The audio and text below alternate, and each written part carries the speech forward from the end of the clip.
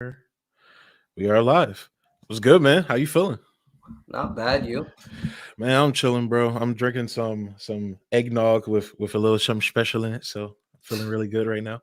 Yo, it's too early for eggnog, I swear. No, Like, it's not, bro. it's Mariah Carey and bro, eggnog is in right now, bro. bro, it's like 78 degrees outside right now. Facts, it is though. Like, But I it don't was cold wanna. last week. It was cold last week. It felt like for Halloween. Halloween felt like Halloween for the first time in a long time for Oh, me. facts. Like I actually rewatched Hocus Pocus, bro, for the first time in like 5 years. Ugh. A girl You don't made like me Hocus watch that Pocus? once. I saw it for the first time when I was like 25. You But uncultured like, swine, bro. Oh my I god. just didn't I'm care. actually Like, kind of surprised you've never seen it. I'm actually surprised by that. That's like a Halloween classic. Like up until like 5 years ago, like 1920, I used to watch it every fucking Halloween. And then like 5 years ago, like Halloween, it was like fucking 80 degrees outside. So I'm like, man, this sucks. Might as well just keep watching beach movies and shit. Like, what's the point of facts. watching? Yeah. But we're not here to talk about Bendu's movie choices when he and how he's feeling. We're here to talk about politics and stuff. So that is what we're going to be getting into. We're going to be talking, as you guys saw, the midterms 2022. We're going to be talking about the future of politics, a little things mixed in. We got our special guest, Evan from HiMedia, that's going to be coming in about 2 minutes. But just give me some, before we bring him in though, just give me some quick thoughts on where you at right now politically, bro. I hate this fucking timeline. God damn it, Barry. Like, this is we fucked up. Like, there's no winning in this. I mean, I've been saying that. That's how I've been feeling. Like, I don't know. I've definitely been feeling that way for a while. I mean, now I think you've seen it recently within the past few weeks. You've seen where my politics have shifted. I think we'll talk about that, cover that in another stream, where I may do a stream about it later tonight, just to talk about it, because the audience has noticed I've been more vocal on Twitter. So Yeah, I was out with someone and they were like, "Yo, he's posting some like spicy takes on Facebook." really, somebody Yeah, said that. yeah. I love it. Ah! But like, you're doing something right. Yeah, so I'm just like, politically where we're at, I feel like we're at the midterms. Like politics, like where the midterms actually went. Politics is so hyped up, and at the end of the day, it's actually nothing. How like, oh, this big red wave's coming, and it was like just a little trickle, 6 seats, red maybe, like trickle. Yeah, to be what was expected. yeah. So I don't know, man. But without further ado, I think we should go ahead and bring in our guy, Evan from HiMedia. Let's go ahead and add him in.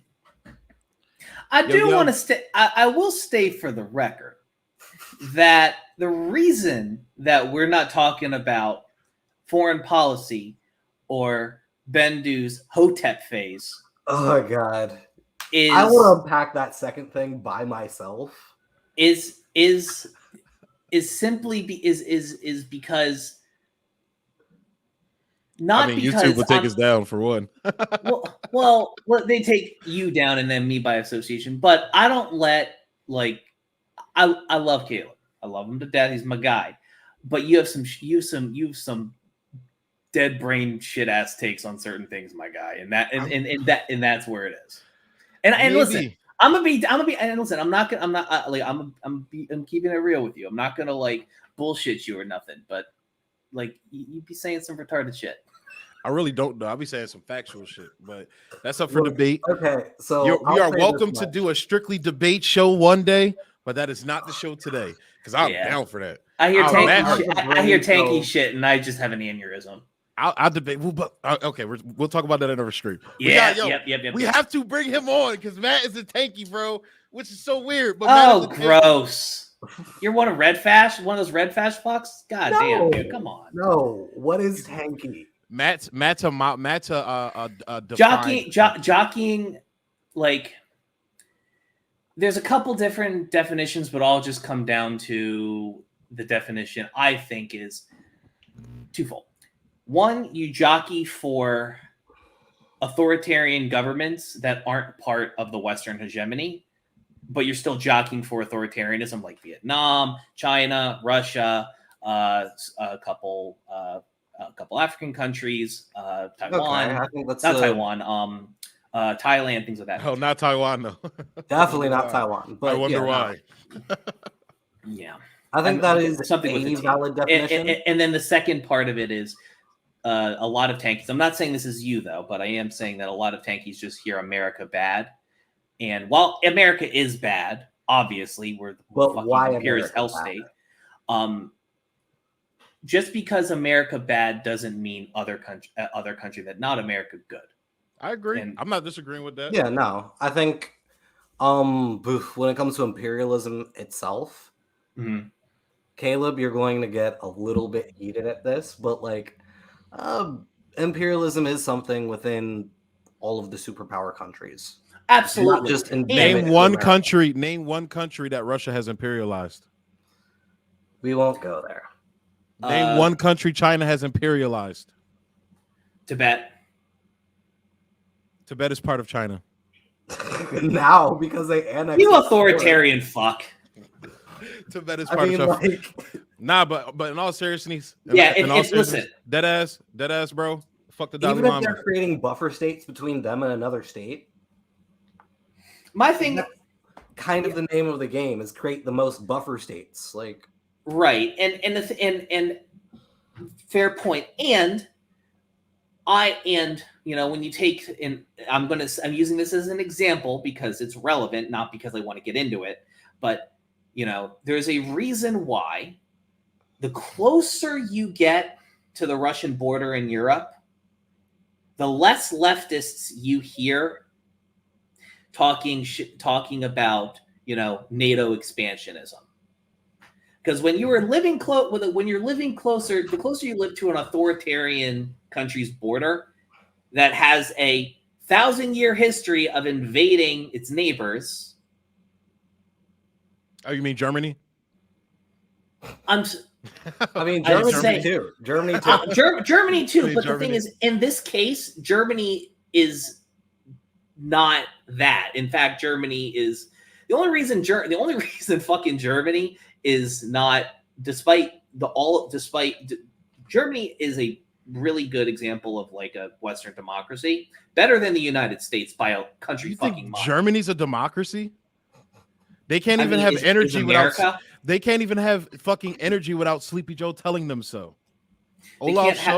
They're energy dependent on Russia. Which is why we're in the conflict. Which is why it was a fucking fighting tooth and nail.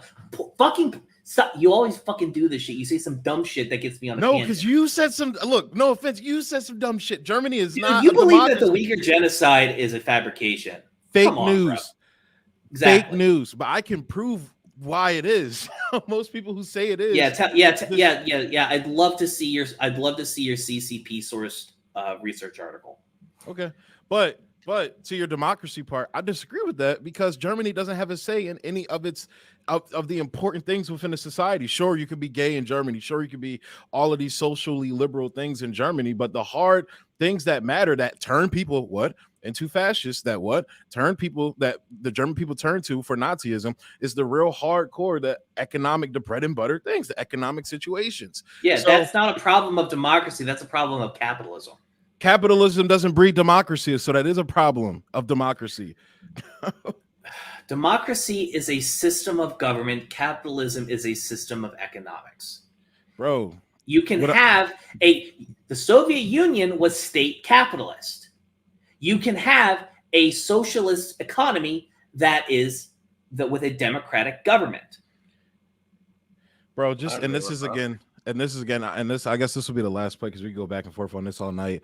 The point that I'm making is that when you're looking at countries that don't have a say in their economic policies or any of their important policies, Germany's basically occupied by the United States. They have, for a country to be a European white country, they have the most U.S. troops there. They have like 30,000 troops there. They have no say. Bro. Do you think Germany? Because I want to go to Rammstein, okay? Shut the fuck up, man. Do you think Germany my shit? Do you think Germany actually has a say in any of their about their own fucking country? Do you actually believe that, Evan? Do they have a say in their own internal economic policy in terms of like taxes and stuff they can levy? Sure, but are they a mid-sized power that are subject to the tyranny of global corporations? Absolutely. Valid way of putting that. Because here's the thing. At the end of the day, America has a history of imperialism and oppression. I'm not saying that my thing is that the reason why all of these countries don't have the same economic autonomy. Shut up, Chara. One of my chatters. It's funny. The reason why the only other power in the world that has the same level of economic autonomy of the United States is China, is because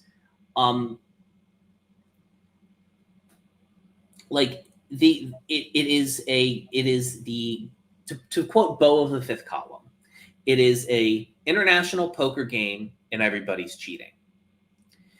And the fact of the matter is that while yes, America has this history of imperialism, I lost my thoughts because I got distracted by chat. I apologize. I'm just trying to refocus on my point.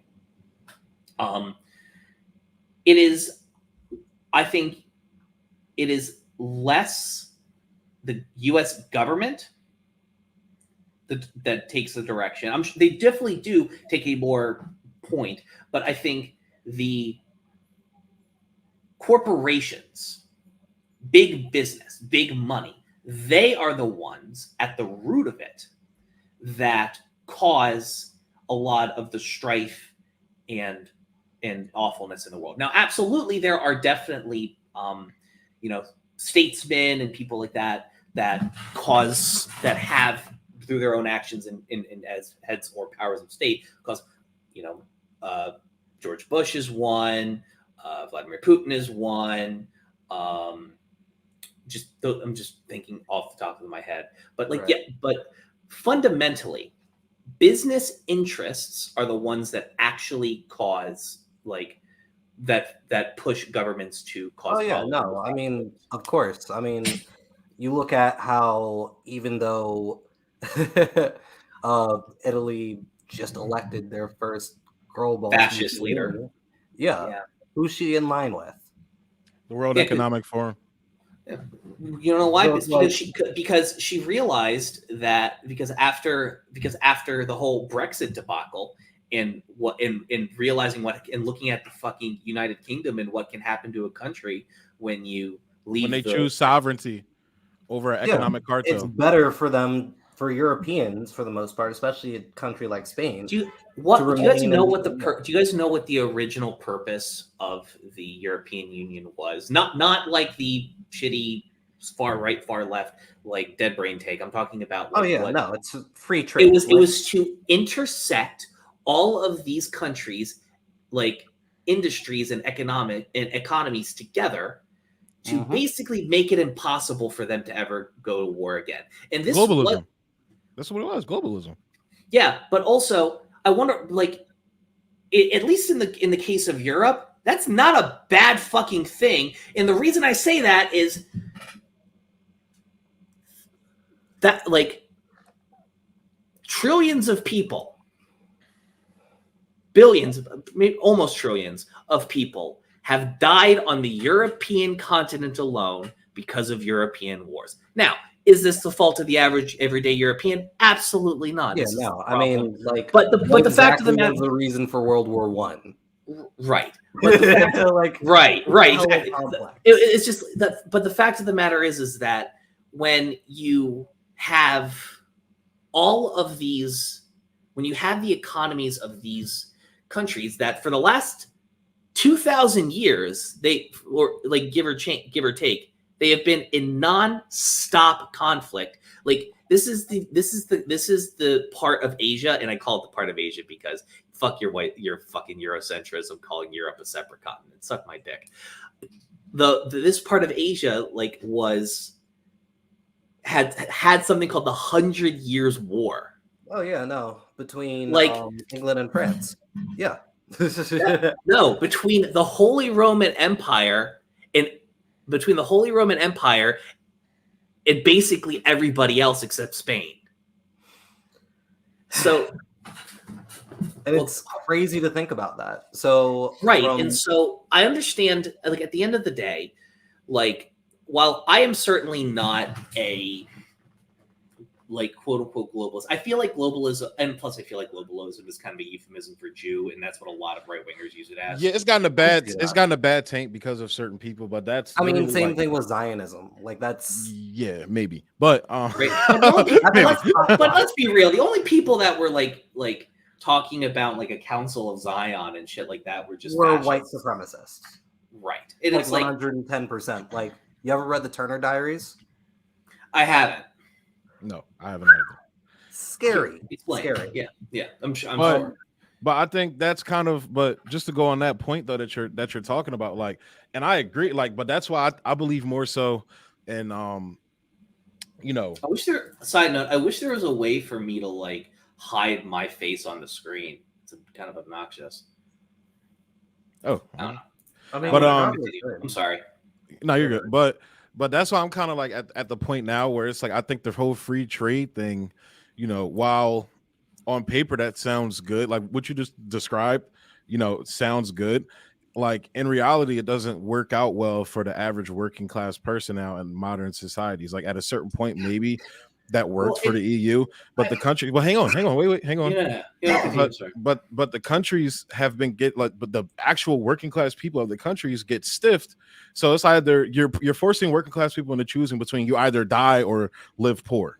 That's literally what you're making people choose, and it's like. So then, let me ask you a question. That's not a real choice. Well, what if there was a third option, and the third option is you don't have a class of people that own all of the wealth. No, I'm not, bro. Because it's like, here's the thing. That plan of interconnecting the world's economy does actually more likely foster world peace. The problem is that the benefits of that, of like the profits from that, and the wealth generated from that, and this is where we get into the fucking left-wing economics, belongs to a very small amount of humans, where if that was given out equitably, we wouldn't. The other two things would not really be an option. Would there still be some wealth inequality? There's always going to be some level of wealth inequality, but the difference is that you have a small amount of people that have 99% of the wealth, and then you have the rest of us who have 1% to share, again, inequitably among the rest of us. Because the top 10% of that 90% owns 90% of that 1%.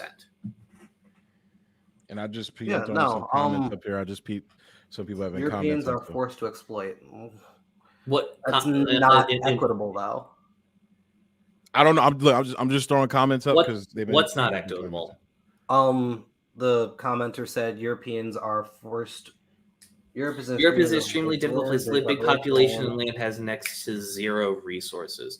I mean, okay, fine, if you want to say that, but my counter to that would be we live in a global economy. Like that's not like that, and that is a very good point as to why nationalism in economic nationalism in that type of is not good, because it's like, I know it's a whole fucking meme, workers of the world unite, yada yada yada, but I agree with this. Evan, before you go, because that's a great point. That's a great point. And this is why I've been leaning more into not necessarily segregationism, but different groups of people going on their own path, because you can't have a workers of the world unite when you have different groups of people on different footing.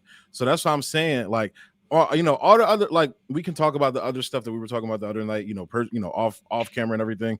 But the whole point that I'm trying to make is Black people, Latino people, whoever along racial lines then.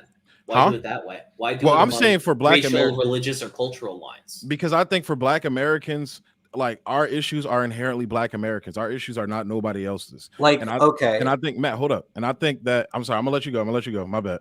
But I think that that's the whole point, that has been distinguished with politics, I would say since Obama came into office.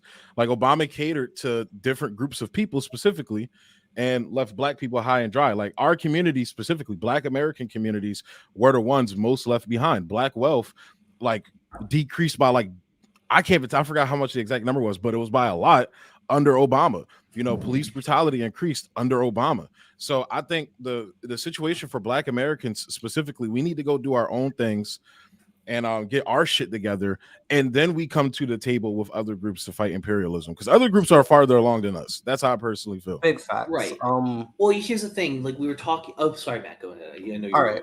So where I'm at with it is more so what the two-party system does, right? And this is why I am kind of moving against our electoral system at this point. I'm a big fan of the first past the post system. Valid. But you get rid of that. You get rid of that shit. Like the two parties actually got to work a little fucking bit for our vote. Yeah, no, of course. But that's the thing. Like, let's just take this past election, for example, right? Mm-hmm. Democrats use the Black Lives Matter wave, the kneeling, the chanting, all that shit. Kente cloth. The kente cloth and all that was the only thing more cringy than that was Hillary Clinton doing these two things: Pokemon Go to the polls and pulling a thing of hot sauce out of her purse at a Hispanic. Oh, there's also my abuela. I'm like God. The abuela, and I'm Biden playing Despacito, bro. Takes the cake, dog. I heard some dickhead at the New York Times saying Hillary should run again. Fuck that, bro. Listen, I'm a leftist. Don't get me wrong, but normies don't even like that heifer. I will kill myself, bro. I cannot go through that again, bro. This Trump Hillary shit again. I can't, bro. Yeah. Where I was going with this. Yeah, go ahead. I'm sorry. All of these examples of Democrats doing all this performative fucking action for the Black vote, and then immediately after, oh, hey, fuck y'all. We'll see y'all in 2 years, right? Yeah. But now's the time where all of your votes matter and you have to vote like your life depends on it. Yeah, and they got people. The same bullshit. They got people contrary to the Black community's culture speaking out, telling us to go vote. They got fucking Saucy Santana and all these like thought rappers and shit, like as if that's Black culture, telling Black people to go out to vote and wonder why Black people, Black men specifically, didn't go out to vote. And then after the fact, bro, think about this. The Democratic Party hates Black men so much, they're not blaming Russia for the turnout in the midterms. They're literally blaming Black men. Literally. I mean, that's the narrative they're pushing right now. If the numbers of Black men compared to 2020 was so significant, there was. Do more. Why should we go out to vote for you when you're supporting the police? It's that simple. It's that simple. Going back to the elections, right? One thing that fucked me up is living here in Delaware, right? We see a lot of. All of our media is from PA, right? For the most part. So I'll be watching the Phillies and I see Dr. Oz ads, right? And then after that, can you believe how hard they tried to push it, man? Oh, I totally do, because the Republican Party obviously doesn't stand for shit. No, of course they don't stand for anything. They stand against a lot of things. Like, here's the thing. They're going to they get into office. They get the power. They get the presidency, the Senate, the whatever. They're going to pass some fucking fee shit for the conservative base on like gay issues, trans issues, marriage issues, or whatever. And then they're going to do like 3 bills like that over the course of 4 years. And then the rest of the time is they're going to be circle jerking their rich buddies in back rooms, and that's of course. I mean, isn't it fucking odd? Like, I say this unironically. I'm 24 years old. I'm turning 25 next week. All right.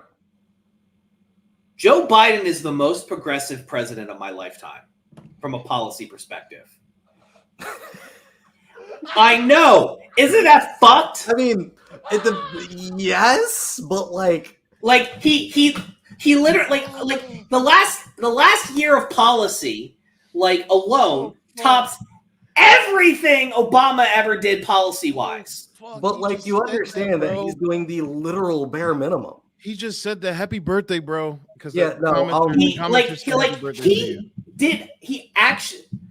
actually did. Thank you for the early birthday wishes. Appreciate that. He actually fucking like he did the student loan forgiveness. He cut like another check the moment he got into office.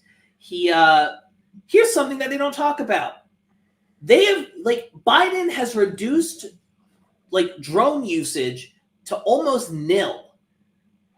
I'm not buying that at all. Dead ass. Like they can tell you that and show you their numbers that, but I don't believe that. I'm going to stay silent on this issue. Especially with the Ukraine shit going on right now. You think their drone usage is going down? You want to know why they're staying silent? You want to know why they're staying silent? They just blew up a pipeline in Germany. You want to know why? You want to shut the fuck up, dude. Let me finish. We let you talk. Let me talk. All right, go ahead, man. Oh, this is beautiful. False. Okay. He. Yes, good point. Can't really numbers. I get it. And you want to know why they're not talking about it? Why is that? It's because you need to remember that Biden himself, like I've heard little snippets and stories like through like leaks and stuff that he is generally fairly anti-war. One of the like more than not anti-war like us, but more than like most. Again, another point, he got us out of fucking Afghanistan, which I mean, for what it's worth, that was using Trump's timeline. Which goes both ways. Right, but the thing is that he actually fucking did it because if it was fucking Obama or fucking Bush, because here's the thing, we picked Joe Biden like people. We're literally about to invade Haiti, bro. Literally. People, yeah, I really fucking wish we just sent the Red Cross or some shit instead or leave them alone and let them solve their shit on their own. We're the problem. America's the problem in this. They're a black country. I honest to God said, let any other country go answer the president of Haiti's call. Just not America, because America's just not America's good at breaking shit. We're not good at building shit. We're good at building shit. We're not. No. The American military is not good at government building. It's not good at state building. It's not our job. But here's the thing: we weren't in Afghanistan for 20 fucking years because it took 20 years to win a fucking war. We were in it for 20 years, propping up a fucking failed nation state because America has the best military in the world by statistics. But what we don't fucking have is and we're not good at is being the world's EMT. Which if America's gonna be in this fucking imperialist pushy do all this shit and we're gonna be in everybody's business, if somebody calls for America and asks for help, don't send and they need aid and shit, don't send the fucking military. Make a separate branch or something that's just fucking medics or some shit, or just stay out of world affairs. Yeah, most of the world's problems is directly because of America. I'm telling you right now. Most of the world's problems originally start with Britain, first of all. America second. When Britain became the rich man of Europe, but the sick man on the world scale, who's propped them up and took on that mantle? Yeah, us. But 300. What is that? 70 years versus 600. I don't know. But regardless, the point I'm fucking making is at the end of and I want you both to hear me. Unless there is some kind of Star Trek Federation uniting of the human race or some shit like that, there is never going to no country, no nation state, as long as we have the nation state system, is ever going to not be imperialist in some way, shape, or form. If it's not us, it's going to be China. If it's not China, it's Russia. If it's not Russia, it's going to be. I understand that, but it's just kind of where I'm at with it. This is what I have. This is the problem I have with like a lot of like far left, far right political debates. Like, I get principle. I get it. I'm with you. This is beyond principle. But it's not the fucking world we live in. So how do we move towards a better system and a better place? What's the actual things we can talk about and work towards that are actually going to change the conditions within the world we live in right now? We can not talk with progressivism. It's not with leftism. Certainly not with the right wing. That's I'm not saying no. I'm not saying. See, that's what's the other fucking answer, Caleb? Other than it's not. Progressivism literally has progress in the fucking name. Progressives in America want, like, as incompetent as they fucking are, want healthcare, want bare minimum healthcare as a right, higher minimum wage, better working conditions, and labor protections. How the fuck, at the very least, does not working towards that not make it, at least in the interim of getting to the system we want, a little bit better? Okay, because so can I jump in here, please? Let me hold up. Nah, absolutely. Let me jump in real quick. No, because you're gonna say something stupid again. No. All right, now I'm definitely fucking going. Can I just go, bro, please? Nah, fuck out of here. Bro, look at what your fucking progressives are doing. They're pushing us into a nuclear war while at the same time doubling down on Biden's economic agenda, which is fucking over the American people, and they're running around spouting propaganda. Because I'm sure that whatever the Republicans have cooked up is going to be great for the Americans. I don't care for why they're doing it, but right now they're actively combating that. Which progressives are you talking about? I'm talking about the mainstream ones, the progressives that call themselves fucking progressives. All of them are garbage. They're not worth shit. Leftism is bullshit, bro. Leftism is bullshit. That's what that's my spicy take right there. Leftism is bullshit. Leftism has failed the working class. Progressive, whatever the fuck you want to call it, especially in the West. It's so neoliberalism is the answer. Good to know. No, see that's the dumb shit that. So economic nationalism is? No, just because I reject progressivism, don't attribute my mindset and ideology. Then what the fuck do you have as an alternative? I hear you. I'm trying to figure that shit out, bro. Because right now Then shut the fuck up until you figure it out. Because if you don't got answers, if you don't got nothing, if you don't, just like how you don't got nothing nice to say, don't say anything. All y'all saying is dumb shit because you're. It's dumb shit because you don't have an alternative. You know, because y'all tell me to go join unions. This is like feminists saying. This is like feminists saying, like, don't be a toxic dickhead, but then not offering an alternative to masculinity. How am I a toxic dickhead for pointing out their failures? Explain that to me. Oh my god. How am I a toxic dickhead for pointing out their failures? How am I a toxic dickhead for pointing out that they're joining a line with the fascist in office right now, Joe Biden? How? Please explain that to me. Because you're lambasting leftism, which I don't know if you know this or not,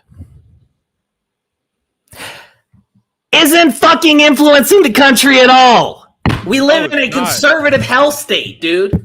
And that's the essence of the problem right there. All you guys do is yell about conservatives all day. That's the fucking problem. Conservative people are no. You got it twisted. The problem is that leftists fucking eat each other, and when we're not eating each other and we're united, the neoliberals and the fucking conservatives team out together and hit us with a fucking hammer like they did with goddamn Bernie in the last few elections. Yeah, Bernie was a male who wanted to be hit with a hammer. I'm glad they did, because it turns out Bernie's a weak little bitch. Fuck Bernie. Fuck him. Bernie's running around yelling at anti-war protesters right now, asking them if they're paid by Putin. Fuck Bernie. Fuck him. Can I say my piece? There was a lot of Americans that were against the idea. It's funny to me how like it's like a whole bunch of conservatives are like, let Russia do what it wants, and then there's a whole bunch of leftists that are basically the same. And I think back to the 1940s in America and how there's a lot of conservatives who are like just saying, just let Germany do whatever they want. And then there's a lot of people who call themselves socialists who said, I'm gonna shut up. I'm gonna stop. Because it's like, are you really saying that right now, bro? You literally sound like MSNBC right now, bro. That you literally sound like Rachel Maddow right now. That's some bullshit she says. Oh, please. Rachel Maddow wishes she was as smart as me. She does. Okay, though. I'll say this. I don't know, man. Those glasses make her look pretty smart. I fell for it. You Dude, understand? she is a neoliberal who spouts who don't get me wrong. I'm joking. I don't even watch it. I'm all social justice, and I think it's very fucking important. But I'd love to hear her opinion on a capital gains tax. Fair, but okay, you do understand.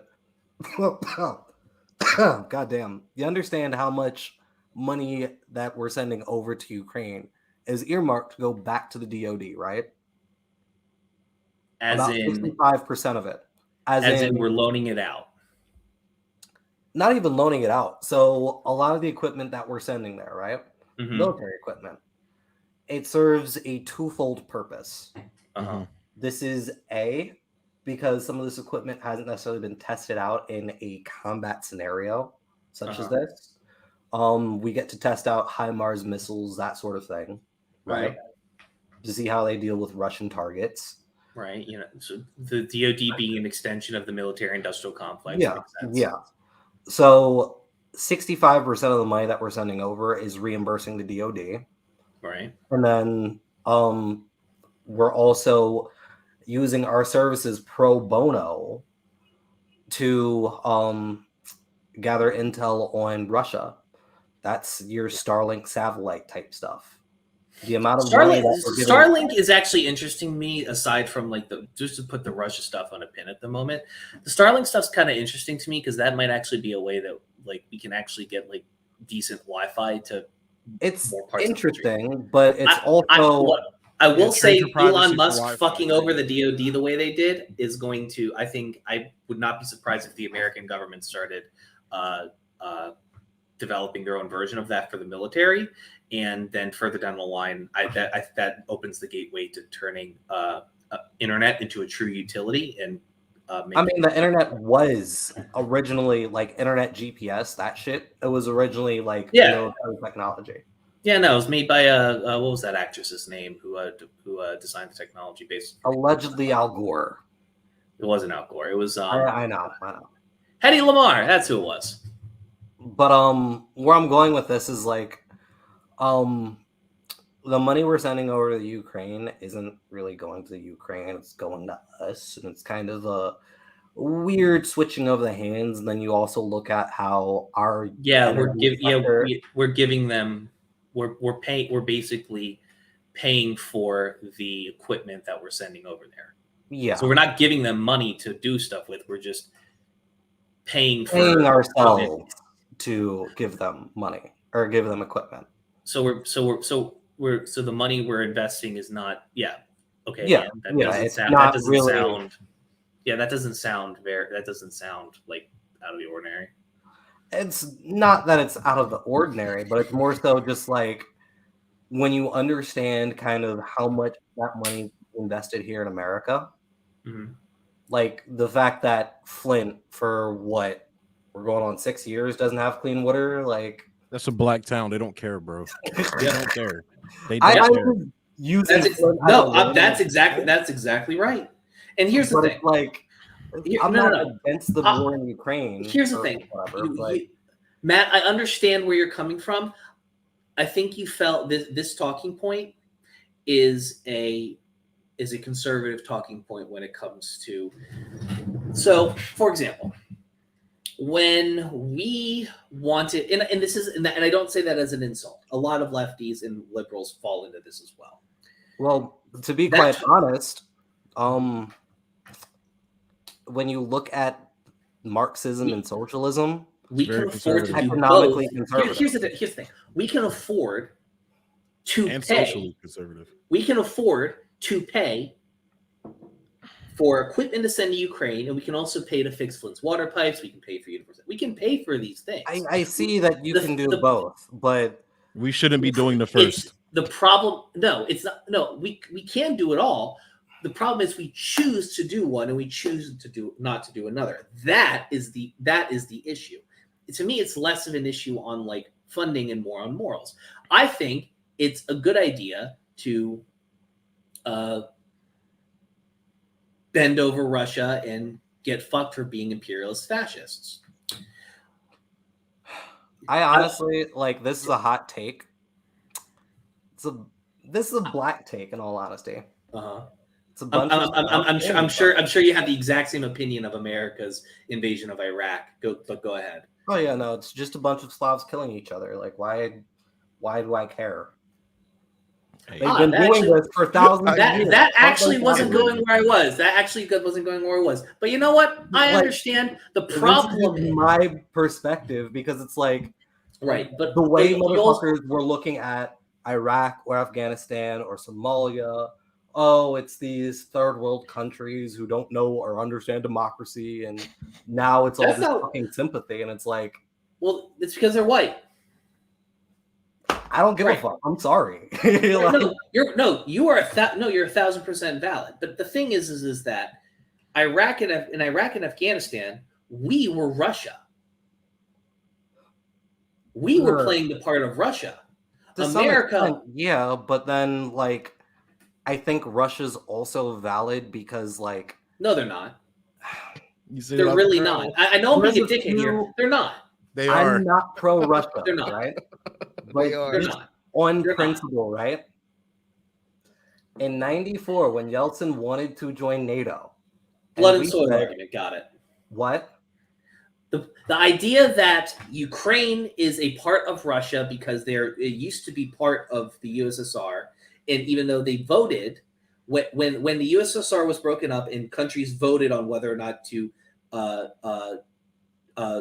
stay or leave the fucking yeah. I can't remember. What did the Ukraine 94% of voted to leave. What did the Ukraine do for sovereignty though? What was their guarantee? There wasn't one. There was. If they they voted to leave and they left. The condition was if they gave up their. You mean that thing that he said that he said behind closed doors to save face that wasn't ever actually in writing in any treatise. The thing that he said after the fact. So we just gave our word and we can say fuck you afterwards. Okay. That's literally America 101. Exactly, bro. We did that to the Native Americans 100%. But like that's where I'm saying like, hey, there's some validity here. Can I read something real quick? If Russia stopped being a hostile dickhead, NATO wouldn't exist anymore, right? It wouldn't need to. No, it would because it's they're only a money hostile dickhead because NATO's knocking at their door. Well, if that's the case, why does first of all, they're not. Secondly, every country that isn't in NATO that isn't in NATO that isn't being invaded right now that borders Russia has, with the exception of like one or two, I think, has petitioned to join it. Because Russia in that region of sphere bullies and pushes buttons and threatens the sovereignty of all of these different nations. But I understand this. Like this is the Cold War. So then, why are you doing Russia apologia then? I'm not doing. Why are you doing I understand that the concept of NATO is like the whataboutism and trying to find both sidesism of it. It's not a both sidesism thing. It's just. Can I read something? Can I read this real quick? Sure, go ahead. I'm gonna throw it up on the screen. Ukraine and Georgia's NATO aspirations not only touch a raw nerve in Russia, they engender serious concerns about the consequences for stability in the region. Not only does Russia stability is only threatened because Russia keeps and efforts to undermine Russia's influence in the region, but it Why also fears unpredictable and uncontrolled consequences, which would seriously affect. Why does anybody? What? Listen, if y'all are against America doing this shit, why let Russia do this shit? I'm against that as well. And plus, this shit was debunked anyways, as a fucking like Kremlin plant, anyways. Can I finish reading this? Not really. And which would seriously affect Russian security interests. Experts tell us that Russia is particularly worried that the strong divisions in Ukraine over NATO membership, with much of the ethnic Russian community against membership, could lead to a major split involving violence or, at worst, civil war. In that eventuality, Russia would have to decide whether to intervene, a decision Russia does not want to have to face. Bro, you understand that Ukraine has for all intents and purposes, been in a civil war since 2013, right? Yeah, because The United States overthrew their government. No, because Russia has been backing separatists in the Donbass in contest reasons. Why are When there did that separatists start? who are gaining When did that traction in start? those regions? Because they want Russia, to separate. because you have a handful of local militias that are crazy and are nationalistic and all that. Then let them And fight. Fucking let them fight. I Right. don't care. That's where I'm at with it. Like, I'm not doing Russian apologies. Oh no, listen, Matt. I'm not beefing with you on this. I understand. You're that beefing sentiment. with me, but you won't let me pull my points up. You can right because your points are retarded. They're not. This And is you're literally wrong. the CIA director saying this right now. Biden's current CIA director, is he a Putin puppet too? Is the CIA director of the United States a Putin puppet? Because this is fucking his shit on the screen right now. Yes, because insight into because of course the Kremlin would thinks of it this way. Because here's the thing. But like, Russia, if we know how they think, why would we push the button to make them do the thing in the first place? So we can sell weapons. So we should just let Russia steamroll through Ukraine and rape and they wouldn't. This situation would not be happening if this whole situation. If the United States. Did you guys happen to see the article that leaked on a Russian site that accidentally went out because they thought it was going to be over in 3 days? And that's fine. I don't care. Bro, like let's pointing out the fact that the United States is the instigator in this. You can disagree with Russia was the instigator. Invading. They're the ones who invaded a sovereign nation, which is fine. They're allowed. It's actually not fine. It's actually morally reprehensible. If America does it, I say it's bad, and if another country does it, I say it's bad. Like, have some fucking consistency as a lefty. What I'm saying is like, I'm not a leftist. I'm not saying it's actually fine. I'm being a little bit melodramatic. Where I'm coming from is like, if that happens, we've done the same things time and time again, and it consistently backfires. Like, this is Vietnam. Like, this is Korea.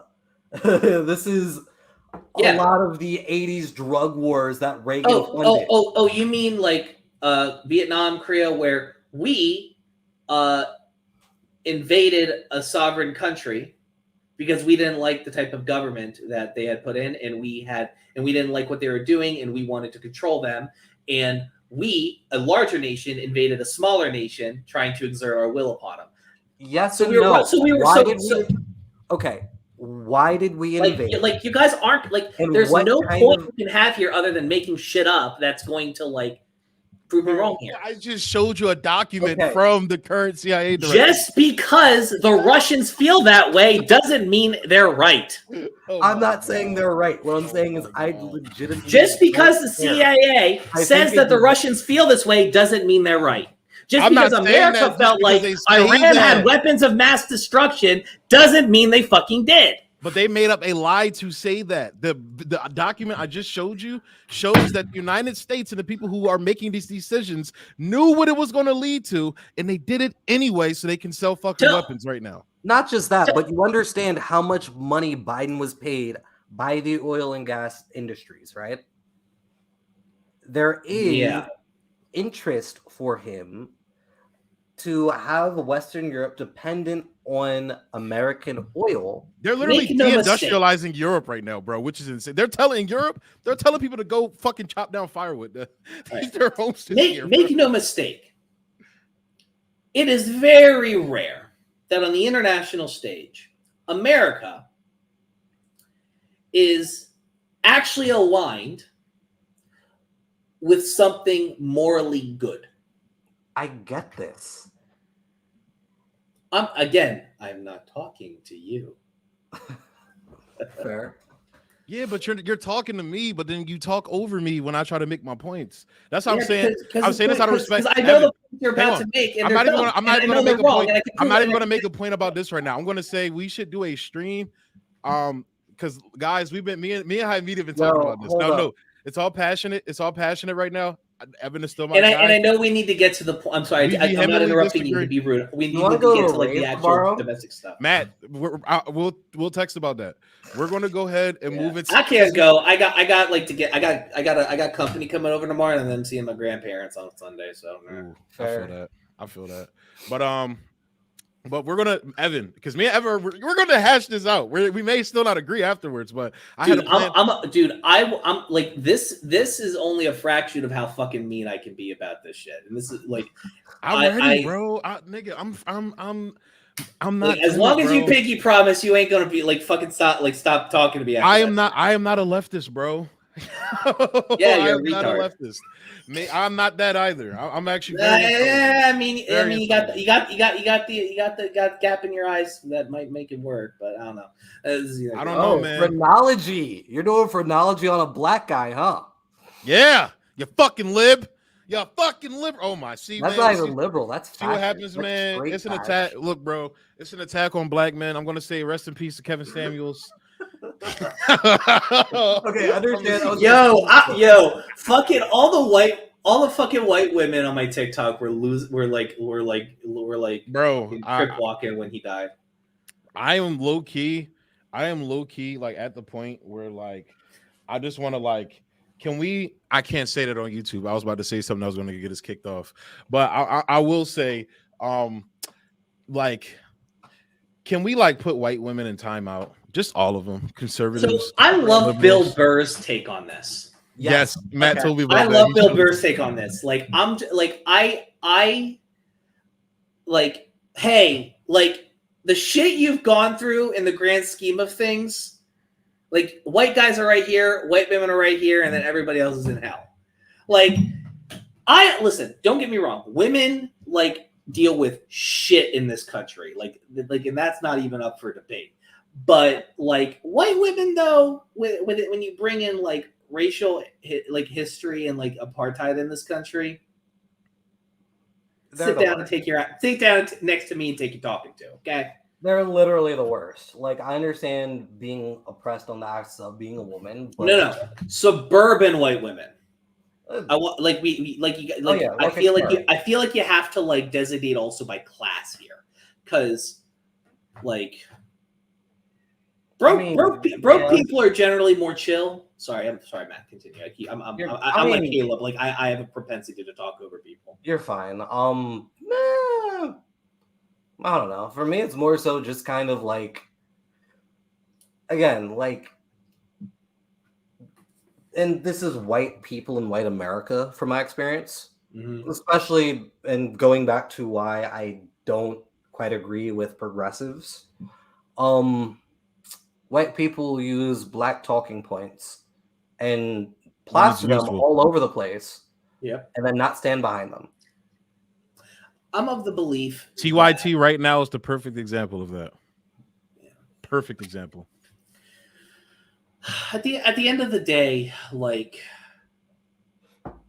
it's if we had policies that help the poorest among us, like, due to the nature of apartheid that has been done to the black community over the course of centuries in this country, a lot of that help would overwhelmingly go to the black community as a result. Which I can respect.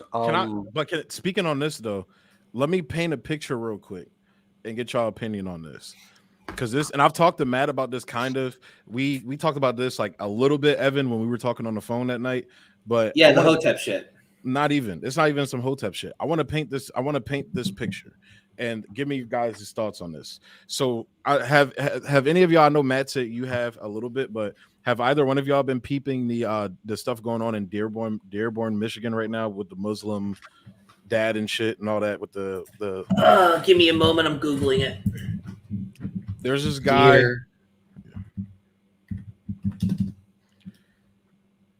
Continue.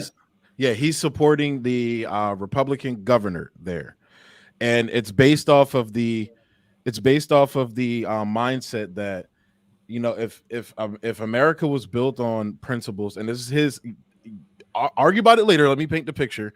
But in his view, he feels that since America is a country built off of religious freedoms, And with a lot of what he says is woke culture and shit going on in the schools right now, this, that, and the third, like how America is now, they want, again, I know you're going to object to this, Evan, but let me paint the picture.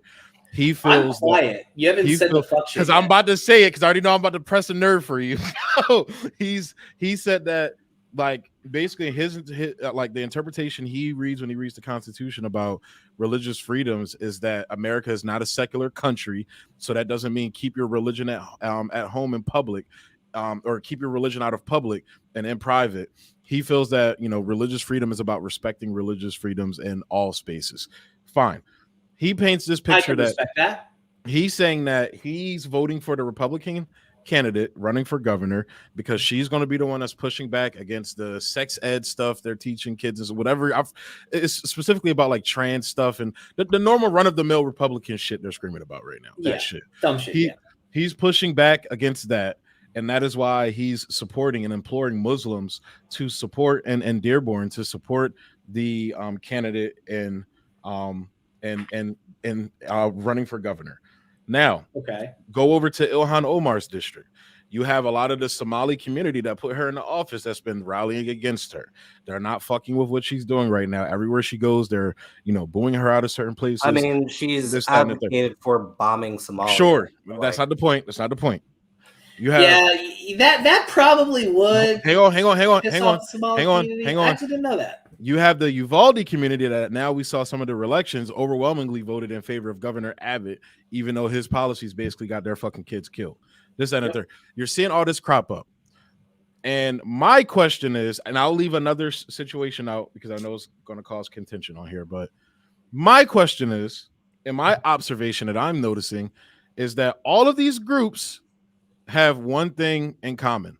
All of them, whether they were voting for Republicans or Democrats previously and are now voting for Democrat or are now voting for Republicans and supporting the Republicans, they're allowed to vote for a party that's pushing policies against another group, specifically Black Americans. Mm-hmm. But when Black Americans are supporting a party that is, like, for example, like one of the things I get yelled at all the time, and I've seen some conservative friends that I have that are Black, they get yelled at about, oh, well, if you vote for Trump, like shitted on because they voted for Trump or whatever conservative, oh, you're voting against immigrants. Oh, you're voting against gay people. Oh, you're voting against this. You're voting against. I just want to say for the record that those are shit talking points on why you shouldn't vote for conservatives. Sure. But yes, why is it that these communities are allowed to vote in favor of their people and there's no poo-pooing them, but because Black men don't even go out and vote they're not even voting for the other party, they're just staying home. Why are we blamed by Democrats for their fuck ups right now? And also, why is it that these communities are allowed to foster and protect, but Black people can't even have access to changing their own culture? That is my question on where my vote. Why I didn't vote this year. So there's a couple things on the Black men being blamed for it.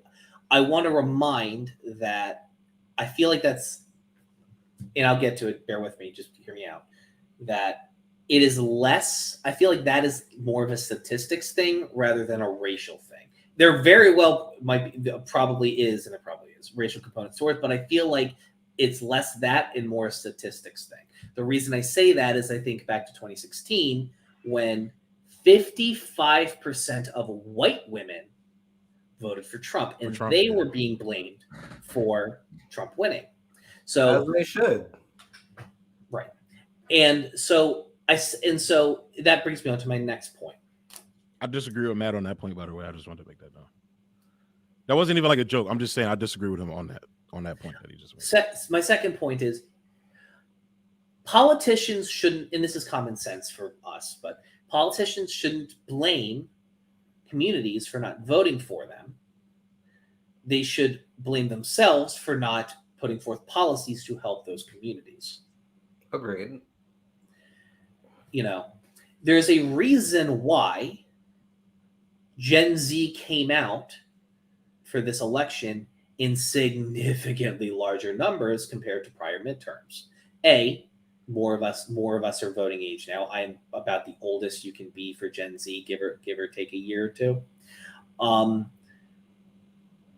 And by the time, and again by 2024, it's going to be more. And Biden did student loan forgiveness, and while that is currently being locked up with every fucking thing under the sun, it showed, like, when you do make policy that helps people, they come out. That is what politicians are supposed to do. Can I jump in? Let him finish. So, in my third point is, my third and fourth points are thus. I'm going to do my fourth point first. Technically, it's your third point.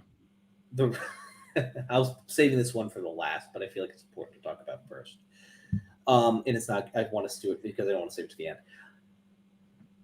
Black people in America are still under apartheid. I've said that repeatedly on this. Neither of you disagree with me. Like, it's just, the reason why Jewish people, Italian people, Irish people were able to come up in terms of because they all joined in on the anti-black party. You have whiteness look down at them and say, hey, if you hate these people below you that are at your level right now, who are not white enough, Latinos too, we're gonna let you in the big club. There's a lot of fucking Cubans who are in that big club because they. Oh no, I'm talking about the Mexicans, the Puerto Ricans, Latino in general. I'm not talking about fucking parties. I'm talking about whiteness. No, I get that, but I'm saying that you have non-white people that join in on the party is what I'm saying. Right, and I'm just making a point. Some people are afraid to mention Mexicans and Asians and shit like that when it comes to it. I think they're a bigger problem. Mexicans and Asians be racist as hell. Yeah, I think they're a bigger problem to the black community right now than actually those white subgroups you were talking about. I think that Mexicans and Asians, it gets back to that culture of white supremacy. But not only that culture of white supremacy, the economic war at the heart of American culture. You don't, if you have, Black people and Asian people and Mexican people and poor white people all fighting amongst each other, the rich fuckers get to run out the back with all the money. And I'm going to stop you right there, Evan. I'm going to say stop right there because I know Matt. I know he's been waiting to go. Go ahead, Matt. My bad. I want you to go because I know you've been getting antsy. It's like I understand what you're saying full-heartedly, right? But for me, and I'm not saying we're in a post-racial society, far from it. I understand that, but for me, going back to what we did in 2020 and how the Democratic Party has taken our vote literally for granted, right? Like Biden, I think within the first 3 weeks of his presidency was just like, yeah, no, we can't move on black issues. I'm like, oh, that's great. So then he sat down all of the top black leaders and basically said, I'm not doing shit for y'all. Literally. But to bring this a little bit full circle, we see 2022, right? This past election, right? Right. Big, I guess, note race was Fetterman versus Oz, right? As a black person, someone who marched and sweated and stomped and yelled against police brutality. We don't live that far from Pennsylvania. Yeah. To see Democrats put Fetterman, who's more cops, versus Dr. Oz, who's the most cops, right? And it's like, which one do I want in my community? I told you guys neither, and I'm still stuck with two really shitty things. You were talking about student loan forgiveness, which is fine. That's cool. It's a step. But it doesn't actually solve the issues why student debt is so high in the first place. No, absolutely. But it's also like the First Step Act. Which doesn't do shit. Right, but it's Biden decriminalizing or talking about how he wants to let go nonviolent marijuana convicted people in federal prisons, which is almost nobody. Exactly. It's like 3 people. You're doing something, but it's not really Here's my thing.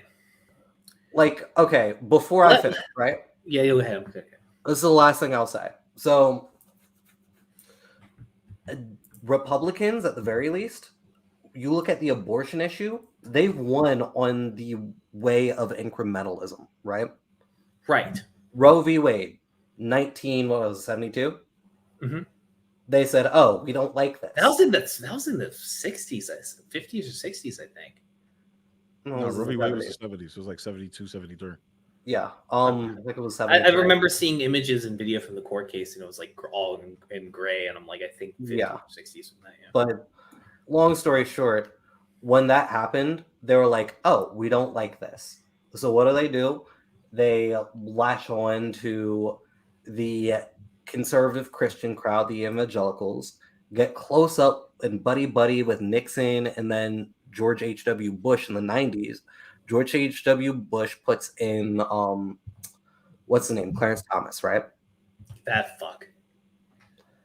A little bit of irony. One of the reasons he was able to get in was because Joe Biden basically lambasted a black woman for talking about her experience in sexual assault, right?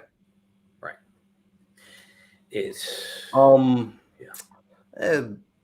long story short, we knew this was happening since the 90s, right? At the very least, that this is what the Republican Party wanted to do.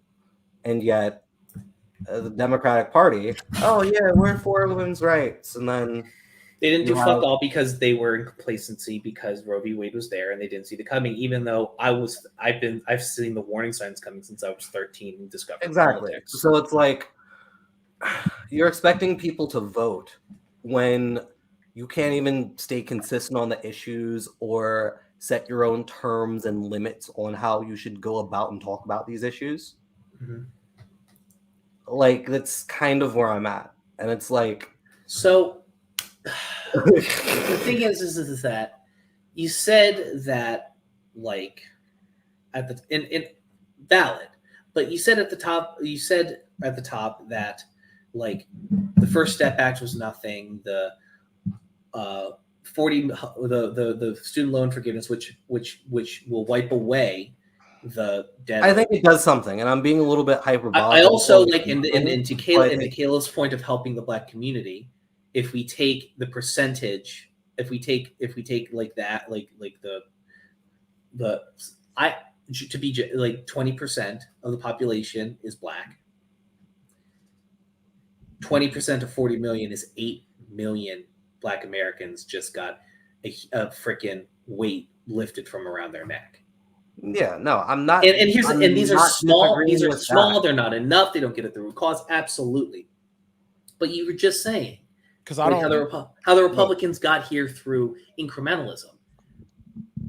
How the problem is that Democrats are the Democrats don't do what the Republicans do, which is find a fucking narrative among people that can't fucking stand each other and get behind it. The problem is that the Republican Party for years up until recently has been able to do big tent politics in a ways that Democrats couldn't, because the Democratic Party is filled with people with democratic values, whatever the fuck those are, which is normally just people with like liberal people, neoliberal people, leftists, people. It's a very broad, yeah. It's a very broad, and the Democrats don't have the same level of coalition. And the problem is that when you are bickering internally about every little fucking like increment, it's the issue, and which is why I am an advocate for things like first past the post voting, which I'm like electoralism is the least effective form of civic engagement.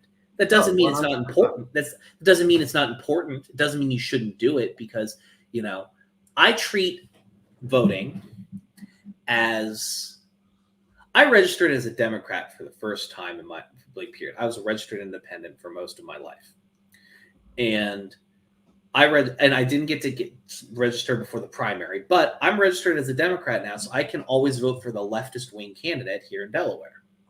I get that. And the purpose of that is is like you still do community building. You still like build like community gardens. You still do hand out pamphlets and people and like, hey, here's you should buy a gun and keep it in your house, and here's how to keep it safe in case the bumblefuck fuckheads from Slower Lower decide to come up to Wilmington.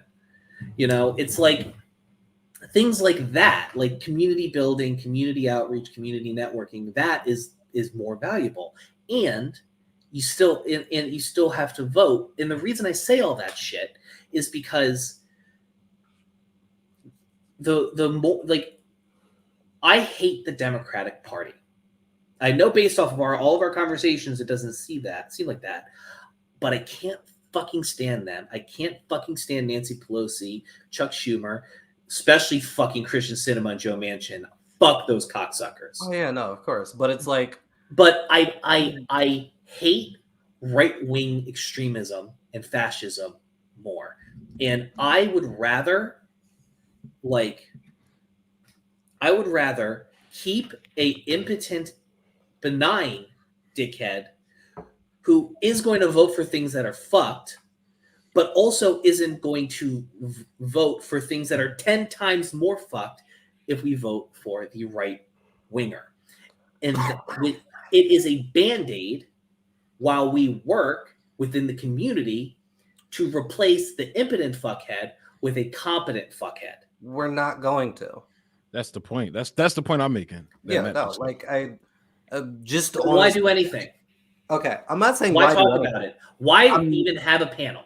I'm not going down that level of nihilism. Hear me out. You never hang on, Matt. Before you go, real quick, my thing is you never hear me out to hear my actual ideas. You just assume I don't have none because I don't want to work within the fucking. Oh no, I know you're about community building, co-ops, and all that shit, 1000%. But like, you don't, and I know that, and we've talked about it, and I know that. But the problem is that you advocate against the stop guards that, like, the Democrats are fucking awful. And as bad as they are, we can change them from starting at a local level. Yes, we can't change the national party, but we can make sure that impotent dickheads like Carper and Coons never get into office again. That's doable with 10 dedicated people in a summer. Maybe, but let me because I know Matt. But hang on, because Matt didn't finish making his point. Matt, finish making your point, because I was about to go, but I wanted Matt to finish. Yeah, my bad. I'm sorry for being a hog. I'm not saying that like fuck all or why not do anything, but like you understand that like the Democratic Party does not want to do anything. No, of course not. They're still under the delusion that the Republicans are still their friends. They are for 110, for what it's worth, they are. Like the fact that Nancy Pelosi can get on stage and admit to insider trading and nothing happens. I feel like every politician that does insider trading needs to be put on. But that's basically all of our politicians. Yeah. Yep. Like you understand statistically, like if I was to talk, they had pressure from every fucking media organization, every constituent, and they still didn't do it. Yeah, they didn't even vote to disclose at the point of sale the shit they bought. They don't care. No, I like this comment from our guy that's been commenting. We can't change people, but we can do something. Yeah, that's where I'm at. Exactly. And that's where like my point of like participate in the least effective form of civic engagement as a stopgap to prevent the fucking fascists from taking away our rights, and then we get the ineffective asshole out and put our own in. That's the fucking thing. Okay, question for you. Okay. Yes, Matt. This is the last thing I'll bring up, right? Mm-hmm. Did you pay attention to the Florida gubernatorial race? That shit show. Holy fuck. That bitch spent $70 million, bro, and still fucking lost. I didn't pay attention to every single little detail, but I did pay attention on a macro perspective. And my main things about it which was funny to me, is Florida is no longer a swing state. It hasn't been a swing state in like a decades, but funny, but like, just don't even put in the resources and trying That's to like Democratic Party propaganda to get you to keep donating to their fuck. But like, that's what I'm trying to. And DeSantis is going to be the next Republican president. I think so Probably, but you understand that like Charlie Crist was a former Republican, right? Yeah. So the Democratic Party for Florida, instead of actually D means death when in a red area. It doesn't always. If you pitch a leftist candidate, right? The amount of people that like Bernie that voted for Trump and probably still voted for Trump, like it's a huge amount. It's absurd. Yeah. It's like they don't care. They want a DeSantis presidency. Like, it's something to point the finger to. It feels subversive. Like, it feels subversive the way Trump was, but actually competent. Yeah. And you understand that, like, going into this primary season, there were quite a few Democrats who donated to Republicans because they were far-right Trumpers. Strategy. They thought they'd have an easier way to knock them down. Strategy. And I mean, it paid off. It paid off, but that was a risky fucking game to play. That's for damn sure. But that's the game you're playing. Exactly. So I look good. So instead of putting my own competent person, I'm willing to invest this much to make you look incompetent. What kind of game plan is that? That's like some Mean Girl shit. Like here's the thing. You don't care. You don't care. Because at the end of the day, the Democratic Party can be as socially left as they want, and that's not a bad thing. That's a good thing, in my opinion. The the Democratic Party is literally Lindsay Lohan from Mean Girls. The Republicans what's her name? Regina King. Economics.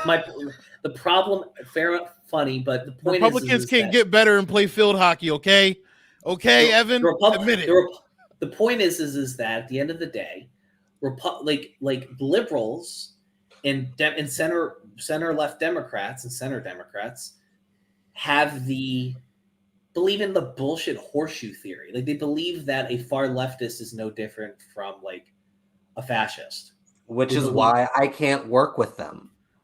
And and here's the thing. You work with them until you get rid of them. There's not going to be a getting rid of them if I work with them. That's what I'm trying to say. Like, they're completely anti to everything I stand for. Ask Paul. You could ask that. Why don't you ask that question to Paul Ryan? Because Paul Ryan gives me reparations, I'll vote for that nigga. Straight up. Good point. But here's the thing. And I think we can move. Black people can move them on that. The Tea Party did this shit. The Tea Party did this shit. The Tea Party started small and then worked its way into government over the course of 2 elections. And then when they finally had a large enough caucus, they stonewalled John Boehner's everything he tried to do for like the most like right-wing absurd bullshit, which for the standards of the time. And in doing that and having these types of people in the party and doing that over the course of 10 years, they've completely changed the face of the Republican Party. Oh, of course. I mean, you don't get Trump without Tea Partyism.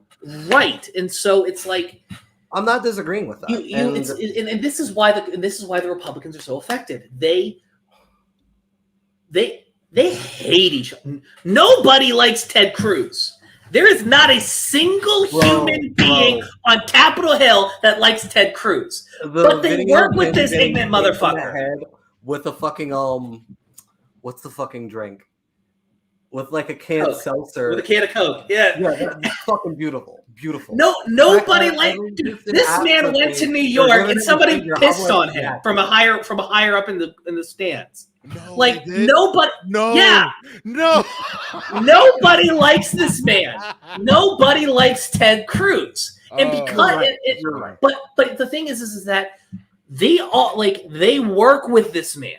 And that's just a very small example. Like the center right Democrat, like it was like it's only like It wasn't until Trump was out of fucking office that all of these like they're now resistance fucking Republicans and all this shit. They were backing every fucking economic thing he did. Oh, yeah. Evan So and Matt, So we need to do this shit too. And then we Hold can up. smile smugly at Nancy Pelosi when she loses her fucking race and says, "Get the fuck out, bitch. We don't need you But no here's more." the thing, Evan. Here's the thing, and I feel like, the quote, I'm a huge Star Wars fan. This is the way that I think we should go. I didn't see Star Wars until I was 17. Well, The Mandalorian is what I'm talking about, the TV show. But the point that I'm making is that in my personal feeling, not even feeling, I feel like it's not even feel, it's rooted in facts and evidence. All of the resources that we're contributing, to try and fix the Democratic Party and make it better, these could be things to build institutions outside of the electoral system. The only way that you're going to force them to actually move. Why do we get a free lunch program in schools? Because Nixon saw the Black Panthers doing that, and he wanted to take away, their power they had with the community, and instituted a school lunch program.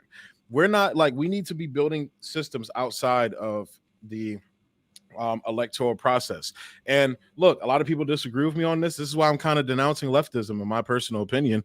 And I'm looking at, regardless. Let me finish. Sorry, my bad. And I'm not trying to go into the weeds about China and all these, but the point that I'm making is, even a country, a country like Venezuela, for example, or they're looking at trying to build economic systems like SWIFT and all of these trade systems outside of the United States. And look, I'm going to speak for Black America for this right now, because I feel like there's more of a chance of that happening with Black America than with this coalition leftist group of all these different groups of people. We should be focusing on building our own systems outside of the electoral system, outside of the current economic system, outside of the government system. The government, like our commenter was saying, but the government has a monopoly on violence. The government is too corrupt, and that's why I'm telling niggas to arm up. While y'all are not you specifically, I'm not saying you, but while liberals are telling Black people right now to give up their guns. The only reason I don't have a firearm right now is because I'm broke as a joke. I feel that. Same here, but I got a good ass job now, boy. I'm about to get me one. But let me finish. I'm almost done. Not that this is legal in Delaware, but you can get a 22 for $200 to $300. All right, I'm getting a high almost capacity, done. I'm almost done. 7.12. I'm almost. Hang on, I'm almost done. I want to be able to shoot a fascist from 100 meters. And leftists talk about organizing them along working class lines. But in the meantime, you denounce anybody because you don't like their views. I don't care about your fucking views. If you're willing to work with us to build actual institutions for the working class, I don't care. The whole point that I'm making is we need to be focusing on these anti-government institutions that libertarians can get on board with, that conservative Republicans that aren't bootlickers can get on board with, and that's what we need to be focused. It doesn't matter. They're Americans. They live here. They're Americans. They shouldn't be. Guess what? It doesn't matter. I feel like level exclusion is only going to kill whatever. No, yeah, but a lot of Black people, bro, a lot of minority people that progressives and leftists claim to care about, they think more libertarian. They just don't want to say it because there's a connotation being Black and libertarian, or we become one of those weird Black libertarian guys is or white guys that only date Asian girls. The connotation of being a libertarian is being a pedophile and liking weed. Pretty much. I mean look, and it's not about that though. It's about the fact that ideas that can get the massive amounts of people on board. I think, and this is why I talk about this guy all the time, Dr. Claude Anderson. He's a guy that talks about, property and ownership. I think for the Black community especially, that is the path for us. And for leftists to come along and say that that's a bad thing. Oh, you guys are just trying to get the whole seat at the table talk and all that. That's not what Dr. Claude Anderson is necessarily saying. The seat at the table. Black people will never get a seat at the table. Exactly, which is why the entire American system is predicated on Black people being in apartheid. Yeah, which is why Dr. Claude Anderson is saying Black people need to get their own institutions and property. Meanwhile, you have progressives arguing against that, everybody saying that is somehow Farrakhan or Umar Johnson. They chalk everybody up saying that as that. And that honestly, it pushes them just like you push the far, what you got with a lot of people. I keep saying you guys. I'll stop saying that because I don't mean you. I don't think you hold all these views, but even the progressives, like it's the same concept with like people they call far right wingers and shit like that, and white supremacists. Meanwhile, like I just find it so funny because Anna Kasparian is now writing articles pushing for more police, basically vindicating why I saw that TYT, article. why Everyone TYT was is going to be dunking on voting her for a fortnight for that dumb shit. For a Republican candidate, and like using TYT is now currently using that as talking points, and I won't be surprised if everybody in their sphere starts saying the same thing. But here's my thing: why not do both? Because the fact of the matter is that the there's a local government, I think, in either New Hampshire. And I'll say this: I'll give you this. I'm unique on my thought because even people that I fuck with, Matt, about what's that one guy I talk about all the time that you fuck with too? The light skinned nigga. What's his name? Amazing Lucas. Yes, he's against me on that. Like Dr. Claude Anderson is saying vote because they're saying vote, but vote for the people that are in our interest, whether that's Republican, Democrat, whoever, or build our own candidates, whatever. I'm saying stop participating in the system. I'm saying divest from the system as a whole as much as you fucking can. Yeah, I'll be honest with you, man. I think that building your own systems and stuff at communities building their own system, like among community lines, not just racial lines, is good. Like that's obviously because in a lot of rural parts in America, that's how they function. Yeah. Like the government, they're economically most rural people live very economically left lives. I'm gonna throw it up here. I disagree with them, but I'll still throw it up here. Eye for an eye leaves the whole village blind. Yeah, I've moved away from Martin Luther King thought, aside from his anti-imperialism and his socialist principles. So basically, everything he said before his "I Have a Dream" speech, and pretty much, I'm not for that, bro. But basically, what I'm saying is that I'm going to use some of the things that the libertarians like to say because it's actually they're actually not wrong in this specific context. The government has a monopoly on violence. Yeah, no. The government has a monopoly on violence, and the military. And there is no even if you had like 1 million people in a small city or whatever, or we're just doing one thing. Like let's say shit! I was like, what is that? I've turned. No, it's my fucking controller. I was playing Elden Ring earlier, and I had to stop because I lost 500,000 ruins. I wanted to cry. But don't worry about it. I'm on journey level 10. I'm like almost nerd. Fine. But what I was saying is like imagine if fucking Philadelphia and 10 miles outside the city limits, surrounding area, just decided to build their own thing, own system separate from everything, basically seceding. Oh, they win. They win. But give a gun to the conservatives in that neighborhood, you don't need fucking police. I promise you that. My thing is, here's my thing.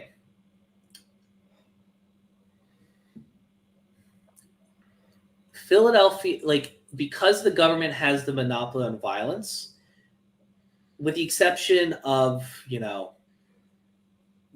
people outside of the Western sphere of influence, basically almost the entirety of the United Nations and most of the world, if the United States decides to invade Philly at this point and take it back into the fold forcefully after negotiations have obviously broken down. Yeah, there are going to be some American soldiers that get killed, but the American military doesn't need to storm in and take it room by room. Oh, yeah, drone strikes. I'm not disagreeing with you. I'm not even saying drone strikes. They won't even do drone strikes because they're going to want to keep the infrastructure. What they're going to end up doing? They're going to end up doing a perimeter around the city. Nobody goes out. Nobody goes in. Oh, so they're going to sanction them.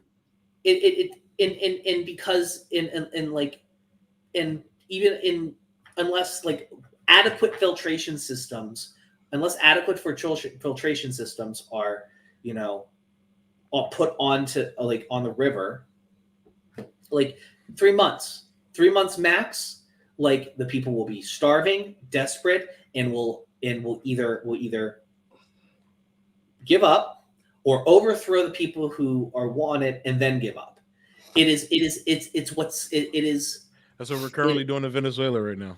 Unless like another, and it's not even, and it's not like, say, and it's not like the Berlin airlift, for example, where that's what Stalin tried to do to Berlin, to starve out the West Berlin so he could have control of all of it. You know, it wasn't even like if say like China or something tried to airlift food a la Berlin airlift, they would be entering American airspace illegally to do so. And but okay, right. We live in the nuclear age. Like China wouldn't run that risk and be that. I mean, fuck it. The United States is running the risk for fucking oil, so fuck it. Okay. The point I'm making is, so long as the government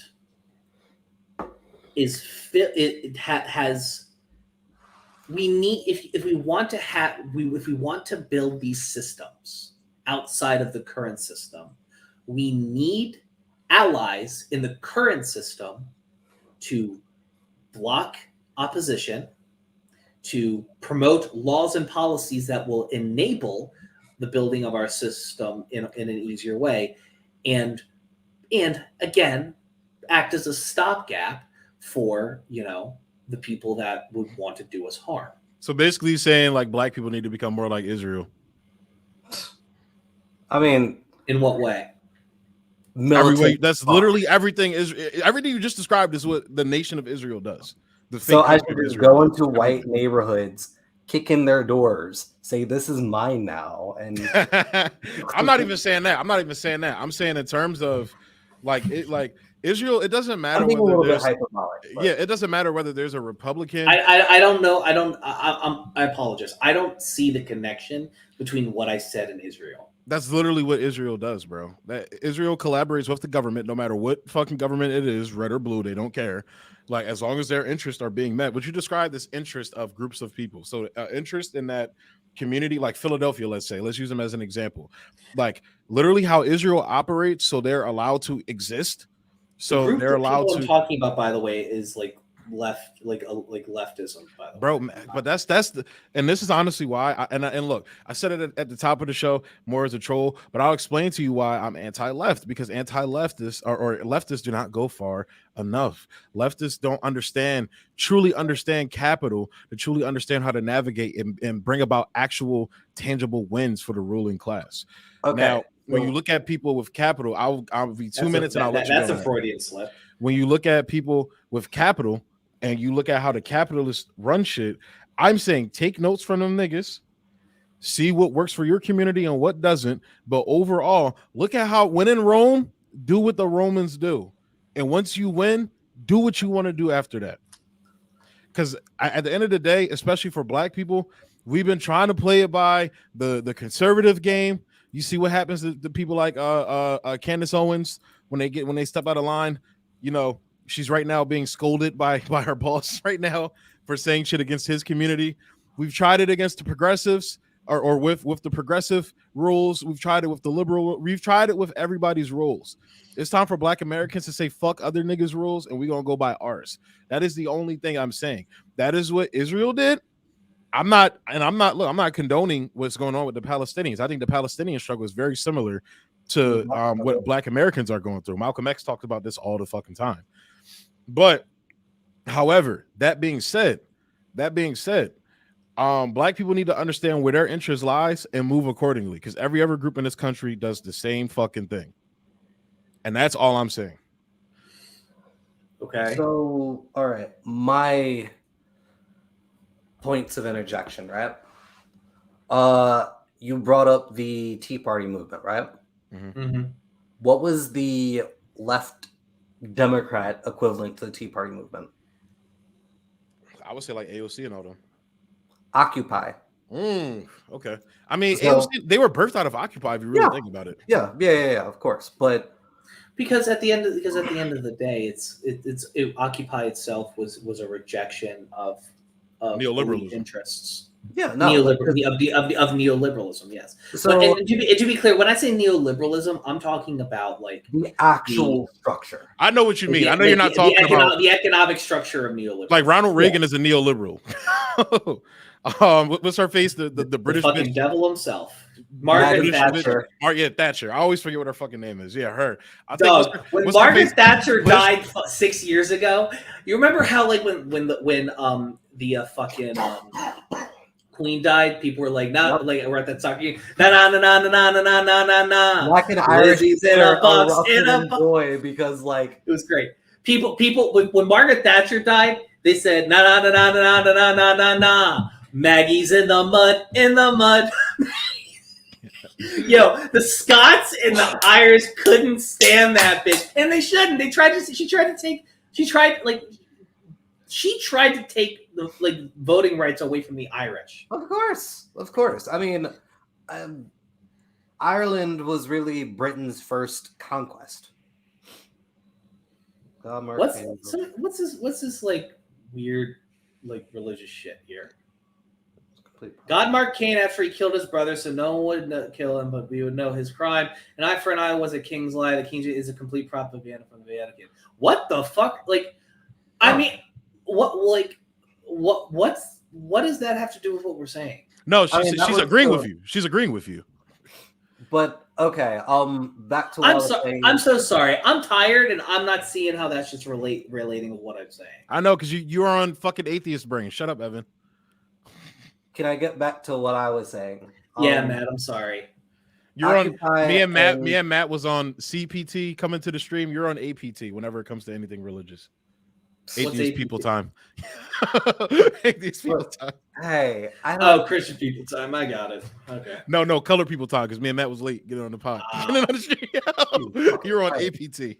Atheist people time. It's different. Dog. Can we just do one? I'm so sorry, Matt. I just need this. I need to get this off my chest. Matt's used to this, by the way. Our friend group interrupts him all the time. Being friends with you, I completely understand. Our whole friend group like makes Matt wait to make his points. It's just like it's an American pastime at this point. Everybody in my friend group's aggressive like me. Because you gotta be. Like, how the fuck, like everybody in our friend group's like, this is bad. How the fuck are you gonna be friends with people like us and you're not gonna be a dickhead and talk over people? You talk like a New Yorker, though. I will say that without the accent. You're like a New Yorker. Too fucking nice. Yeah, he's not from New York. He's too fucking nice to be a New Yorker. No. Anywho, so the point I was trying to make, right? The Occupy movement and the Tea Party movement came from the same rejection of the whatchamacallit, the recession bailouts. That's what it was over, right? Mm-hmm. Who killed the Occupy movement?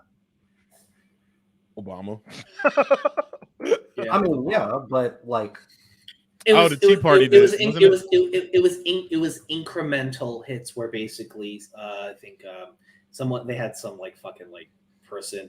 I think while the Tea Party had some outside of their like super fanatical right wing bullshit, they had some like tangible things that they were talking about from the libertarian aspect. Like if you talk to a libertarian, like a real one, they eventually like didn't fuck with the Tea Party because they eventually just converted to your run of the mill conservative bullshit. So like theocratic fascists and shit like that. Yeah. And that's how I get that. But go ahead, Matt, continue. But yeah, no, the Democratic Party is what killed the Occupy movement. Yeah. The Democratic Party. Democrats are conservative. By the world's standards, they're conservatives. But it's like you see how the Republicans were able to latch on to a lot of this, inject their own bullshit into it, and create the Trumps and the Ted Cruzes and Marco Rubios, who now have the DeSantises, and it's AKA Baby Trump. That should be like dead ass. I'm gonna call him that from going forward. No, but it's like one of those things where like oh yeah, like give credit where credit is due. For me, it's like I'm supposed to believe in this theory of incrementalism. Yeah, hold up, man. I'm sorry. Cindy said so in the earlier comment. She said, "Are gypsies colored? I'm colored." She was like, "We're off white." Hey, look, I empathize with the Romani gypsy plight because what are gypsies? I don't know what they are. I know we talked about them in school. Gypsies are the Romani people. The Romani people are a people that we don't have great anthological records of how they came to be in Europe, but they have been in Europe essentially for going on like 2,000 years, like 1,000, 2,000 years at this point, and the entire time, like they have had to constantly be on the move because racism and shit. And like, so they're the niggas in Europe. Oh, you welcome, basically, Cindy. You welcome, Cindy. Basically, and Cindy, that's basically it. Like, if you ever like, and both of you promise me this. Next time you hear some self-righteous fucking European talking shit about, like Europe's so racist, America's so racist, America's so this and that and that. I'm like, ask my opinion of the Romani people. Oh yeah, no, of course. I mean, and that's one. Ukraine, the war shit aside, look at how they was treating the Africans in their country. Oh yeah, no. The Ukrainian fuckers are racist as shit. Like, my God. Hence why I don't care about them getting bombed. Right. My thing is here, and just to touch on that, just so I can make myself clear. Yeah, thank you. That's what I was going to bring up. Yeah. My biggest problem. The Holocaust. The Ukrainian government is like no saint, especially with its treatment of minorities and shit. Obviously, my thing is I think that's a European thing. It's not even about Ukraine. It's absolutely a European thing. It's absolutely even in Russia. Look, I'll admit, even in Russia, I'm not denying that. Yeah, no. My thing is that I view Russia as a fascist invader here. That's just, just to make clear what my point was, because I don't think I ever made that actually clear during that part of the discussion. But the Romani people were the Romani people are basically the black people of Europe, and have been treated. I gotta cut you off again. I gotta cut you off again. Go ahead, man. Sorry. Oh my God, you still haven't finished your fucking point. I'm so sorry. No, like it's. He takes us on these fucking epic journeys, bro. Gets here fucking a second. Now, go ahead, Matt. Go ahead. Jesus Christ, I talk the least. I love you, man. I love you. Never mind. But yeah, no. During the Holocaust, one thing that gets whitewashed is the plight of the Romani people during that time. They were killed just about the same as the Jews in the same fashions, and that's something that this is a little bit of a spicy take. The Jewish community has done by design, and it's the same reason why we don't talk much about Imperial Japan and what they did in World War II to the Korean and Chinese. And the thing is that I think part of the reason in America, at least, we don't talk about it is because American soldiers weren't going into Pyongyang and liberating the city from the Japanese. Even then we knew this kind of stuff was going on, and America always was okay with it. America was okay. Yeah, the Holocaust. The reason why we couldn't be was because soldiers came back after seeing that shit and the actual effects of it, and it was there was so much overwhelming documentation on it that it was okay. The fucking Japanese do. I fucking slander the Japanese government and the nation of Japan all the fucking time for how fucking racist. I think you and Matt kind of agree with that it's an ethno state, right? Because I heard both of y'all. Oh yeah. Japan is a fucking ethno state. Japan's a fucking ethno state, and nobody likes to talk about this shit. It's a fucking ethno state, and it's not okay. I think that's the last point. Standards. That's the only point I disagree with. Anime, so that's the only point. It's like how Israel's an ethno state. Yes, but that's the only point I disagree. I don't like ethno states. They're fascist in nature. I'm saying you have to let nations develop, and you have to let them eventually move past that. You cannot interfere and inject your own beliefs onto them, because it's going to create people that are going to push back and create revolutionary standards. You talked about the same thing with Iran. Like, I don't agree with Islam. I think Islam is just as trash as Christianity. But my thing is, let these niggas, the reason why they're so entrenched in their values there is because that's all they had when you had people occupying their land, imperializing their land, and that's all they fucking had at the end of the day. I actually have done some like learning on Iran since then, and I've educated myself a little bit more. So I've actually learned to realize that the majority of the country actually isn't like right wing and extremist, but the controlling body of the government is the ones with the power to execute violence. I mean, but where I'm coming from with Iran is, when did they make this shift? And she's talking about gypsies in this quote. Yeah, okay. They're far off. We have a population between 2 and 20 million. They're so far off on that count, it's not even funny. Yeah, no, that's an insane. You're off 10 times.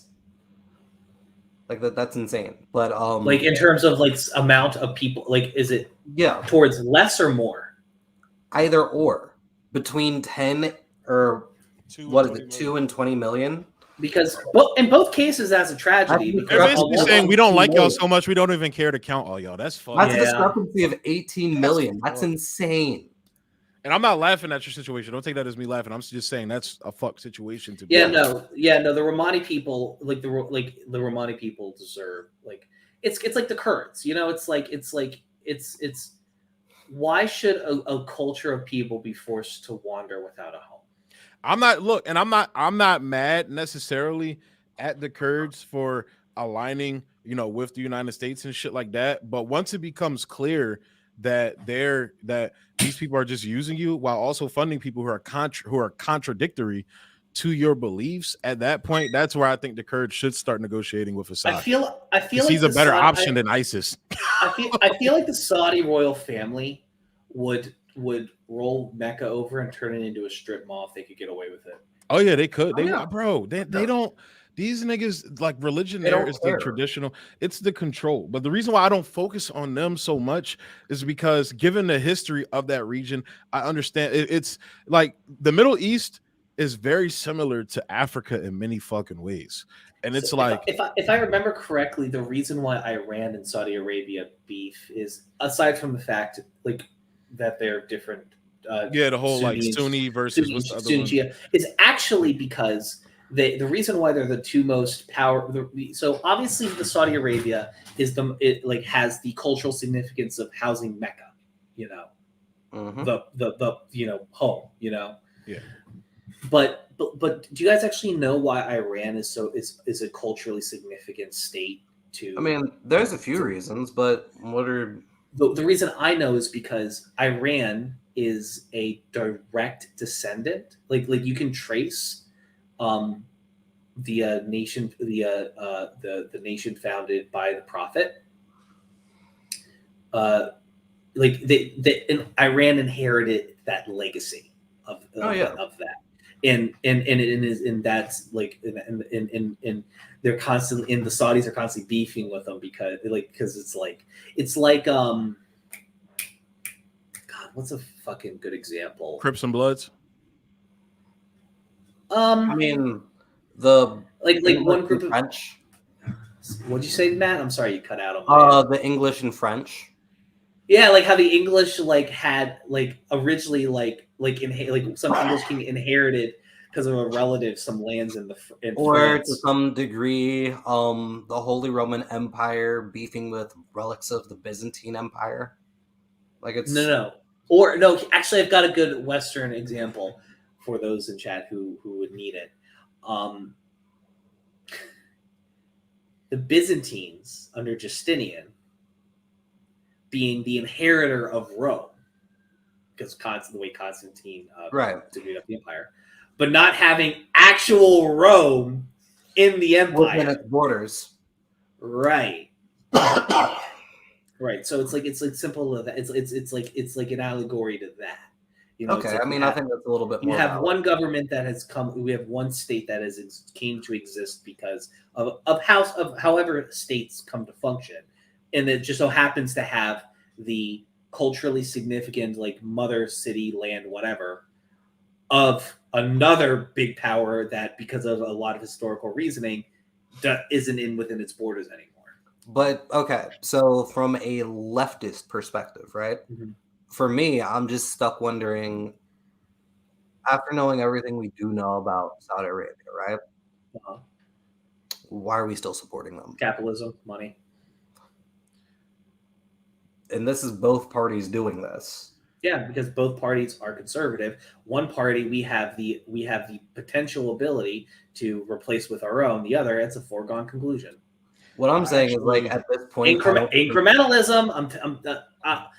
I'm just saying we're not going to be able to, like, if we want to stop doing business with Saudi Arabia, we need to get 20 leftists in the Senate and 100 in the House.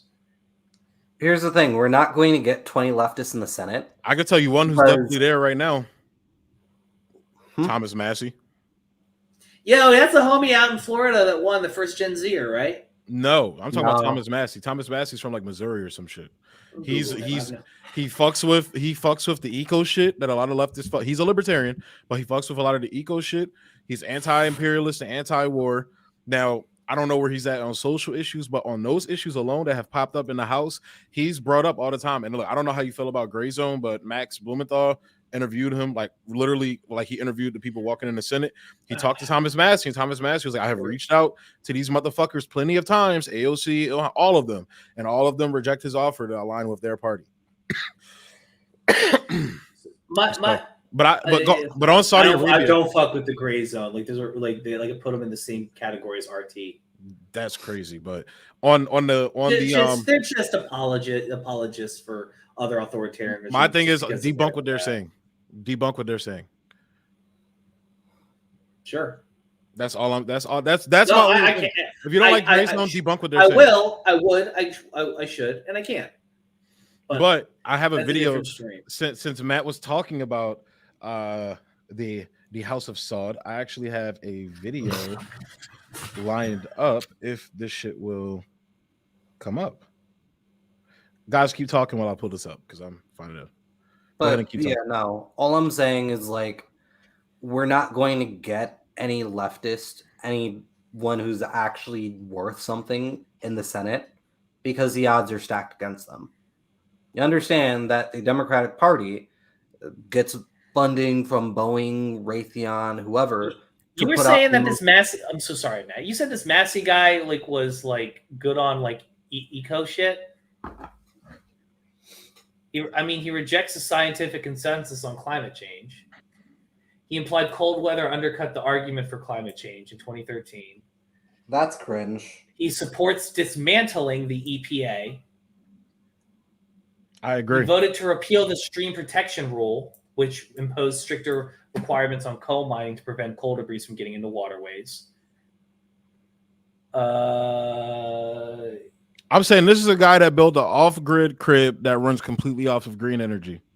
Yeah, that has nothing. Yeah, he lives what he preaches. Yeah, but he doesn't though. He lives what he preaches against. I mean, if he's pro-nuclear, cool beans, but like he's also like not great. No, he's voting against these things off of the basis that the government is corrupt, off of the basis of libertarianism.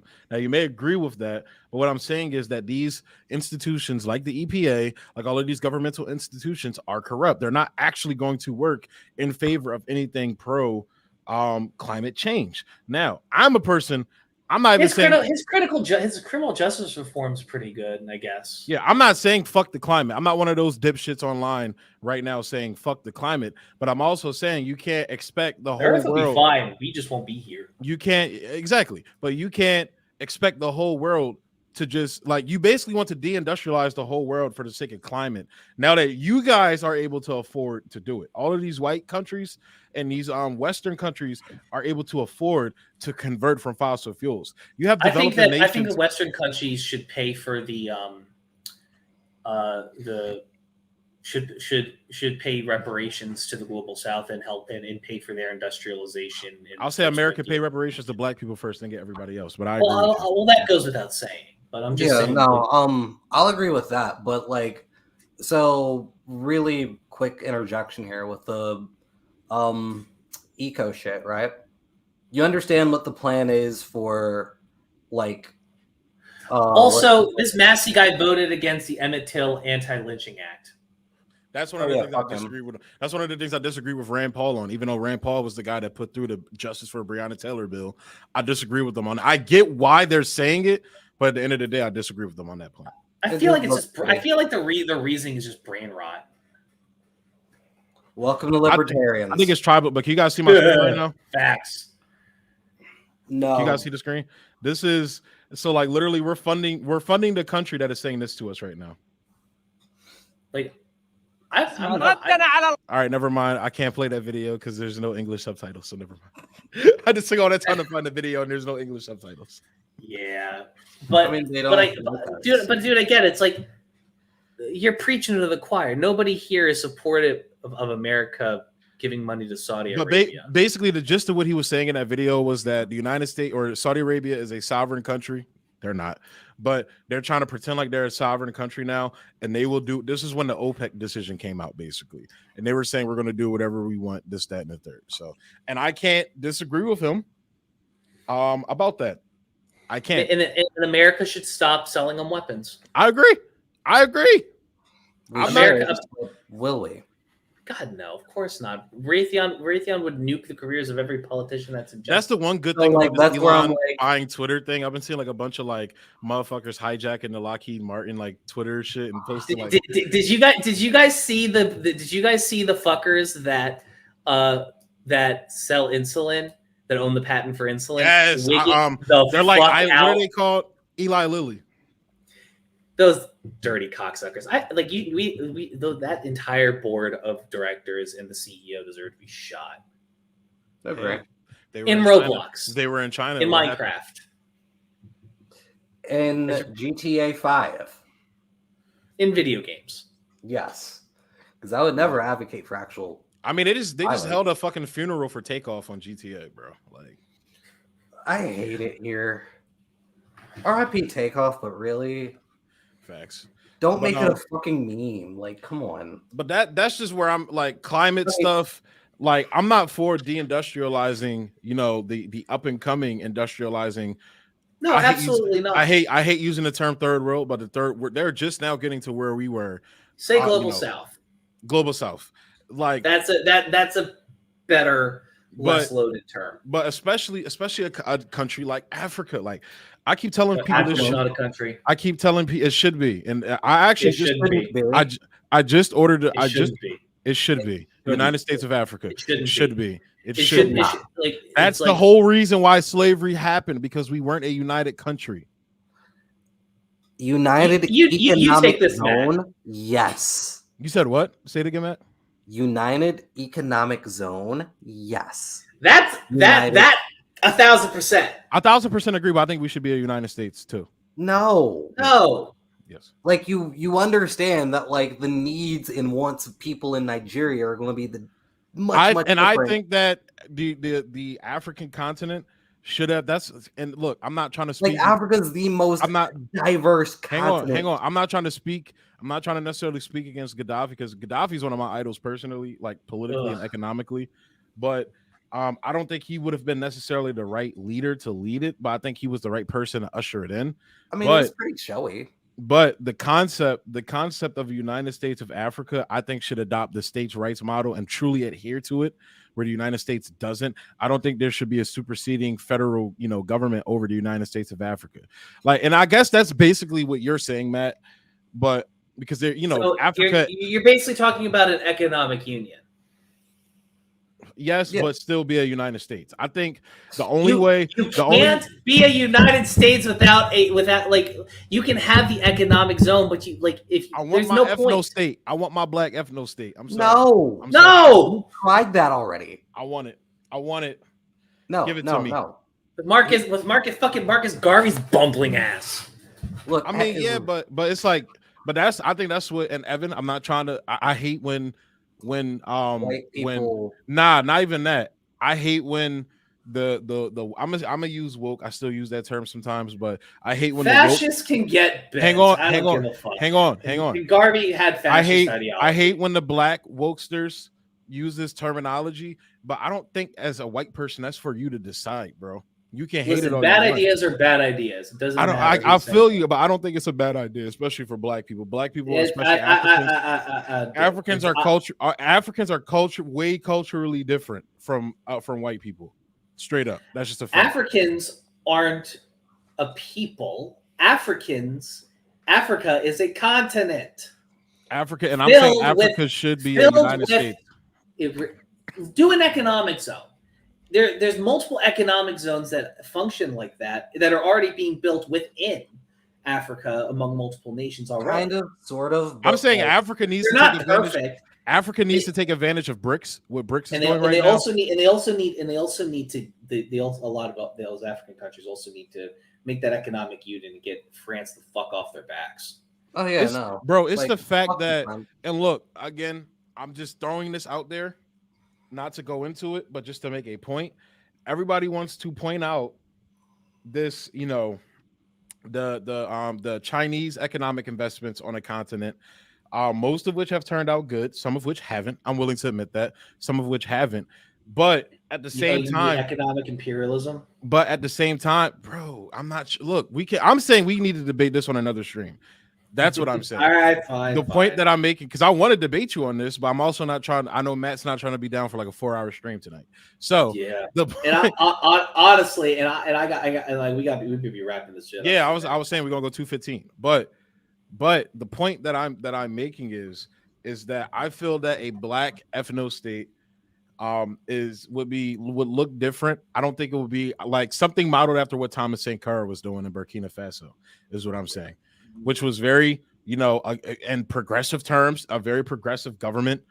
And I feel like, look, in the communist circles, because a lot of progressives don't even mention Thomas Sankara, I think it's mostly because he was a military guy. But what was his name? Thomas Sankara. He was the president of Burkina Faso. They just had another coup recently, but he was couped back. Thomas Sankara? Thomas Sankara. It's like SANKHAR, I think, something like that. Yeah. But this is a guy that was very progressive with women, uplifted women in the community. He was an eco guy. They planted like a couple hundreds of thousands of trees in the country when he was there. The living conditions. I heard about this guy. He was the guy that basically was like advancing the Second Thought talked about it. If you watch Second Thought, you've heard of him. Second Thought did like a whole video about him. Dude, Second Thought's got some fucking awful fucking ideology, man. I stopped watching him because he came off as just like another like social democratic socialist to me. But regardless, I think democratic socialist can be, depending on what the term means, can be valid. But usually it means cooking out to billionaires. I want to move to a libertarian socialist kind of government or whatever. But I know I'm not going to get that in my lifetime. So I'm trying to work towards a social democracy as an incremental step. Okay, so here's my question, right? Okay. George Orwell, right? Yes. How much of his work are you familiar with? Animal Farm was quite the read. I've read bits and pieces of 1984, but I know it. I read the Spark Notes on it. All right. He was a democratic socialist, right? Yes, yeah. In name. During the Spanish Civil War, he went to Spain. He was an Englishman. He felt so emboldened about fascism that he went to Spain and literally fought against, Benito Mussolini and the black shirts, the fascists, right? The fact that democratic socialists now, instead of picking up a gun and fighting, would much rather sit here and say, "Oh, well, they want to chain themselves to trees and shit." I'll give you guys this lip service every 2 to 4 years, and then and run How around is with their violence? titties out. Well, let me ask you guys a question. Dead ass. How is violence the solution? Violence saying ain't a it is. solution until somebody come with violence to me. I mean, considering you said that under a capitalist system, the capitalist system that we have now, the government has monopoly on violence. Right. I mean, to So quote the like, beta male Will Smith from Bad Boys 2, sometimes niggas gotta fight, bro. That's just straight up what it is, bro. Man, what happened to Will Smith, man? Jada Pinkett Smith happened to Will Smith, bro. Jada happened to Will Smith. That's what happened. But man. Hey, yo, this funny as shit. Why a polar bear white and the grizzly bear brown? Explain that to me. That's what You know what the funniest part? You want to? I actually know the answer to this because I went to fucking Conrad and I studied biotechnology and I know this shit. It's so basically, and you guys probably know this too because y'all are smart. It's blend in with their environments. Yeah, essentially, and basically all the brown bears in the Arctic. Cindy said Gandhi had it right. I will turn the only cheek, but I only got 2. Technically, we got 4. 1, 2, 3, 4. I mean, Gandhi was also a racist and a pedophile, but and a right winger. But Cindy, I respect within Hinduism, as far as right wing you can get. Oh yeah. Yo, Cindy, fuck the current Indian government. Man. I get it. Assholes. Hang on. Cindy, I want to say this because I don't want Cindy to think I'm making fun of her. Cindy, I respect your views, but I respectfully disagree. I sometimes feel, like I said, people got to fight sometimes. That's human nature right now, and that's just what it is. It's like I think a lot of Americans. At the end of the day, humans always going to be fearful of people trying to steal their shit. That's just point blank what it's going to be. Because let's be real, people be out here trying to steal people's shit. That's just point blank what it is. So, she said, "Leave my fat butt out of this." Ooh, okay. But while I agree with that on paper, like I feel like sometimes reality dictates, where situations go, and that's just from personal experience. I learned, like, if there were situations where, maybe if I had used a little bit of violence, the situation would have turned out better for me personally. But like, if Africa had stumped out, colonialism and imperialism, like nipped that shit in the bud off rip, I think Africa would be in a better situation than it is right now. Let me ask you a question.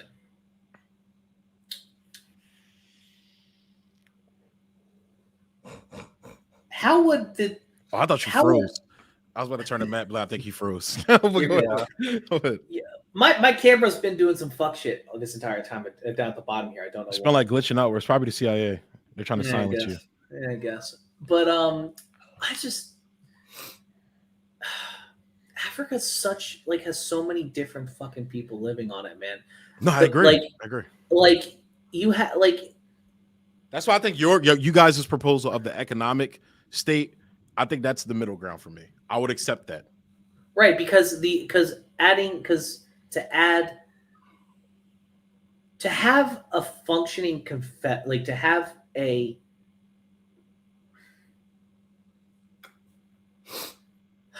see that, but even with an economic zone like that, how do you make sure countries comply with the? That's what I'm saying. Standards.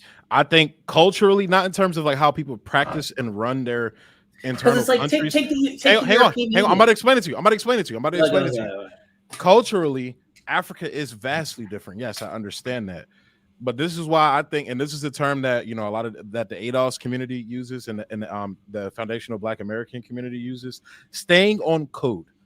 I think that's extremely important for Black people here in America, just as I think it's even more important for Black people in Africa. You have to stay on code if that is going to be the thing you want to do, and which I think what needs to be done in Africa. You cannot have one country doing their own thing economically, because that fucks up the whole group. So whether that results in whatever, infighting, whatever, you Black niggas need to stay on code. Basically, is the point I'm trying to get to. Stay on code. Every other, you brought up the European Union. All of them niggas, when it came down to, cutting off Russian oil, regardless of whether you agree with it or not, that decision that was to be made, they all came to that agreement. and motherfuckers that Poland, or I forgot what country it was, but they were like, well, 65%, 75% of our energy runs.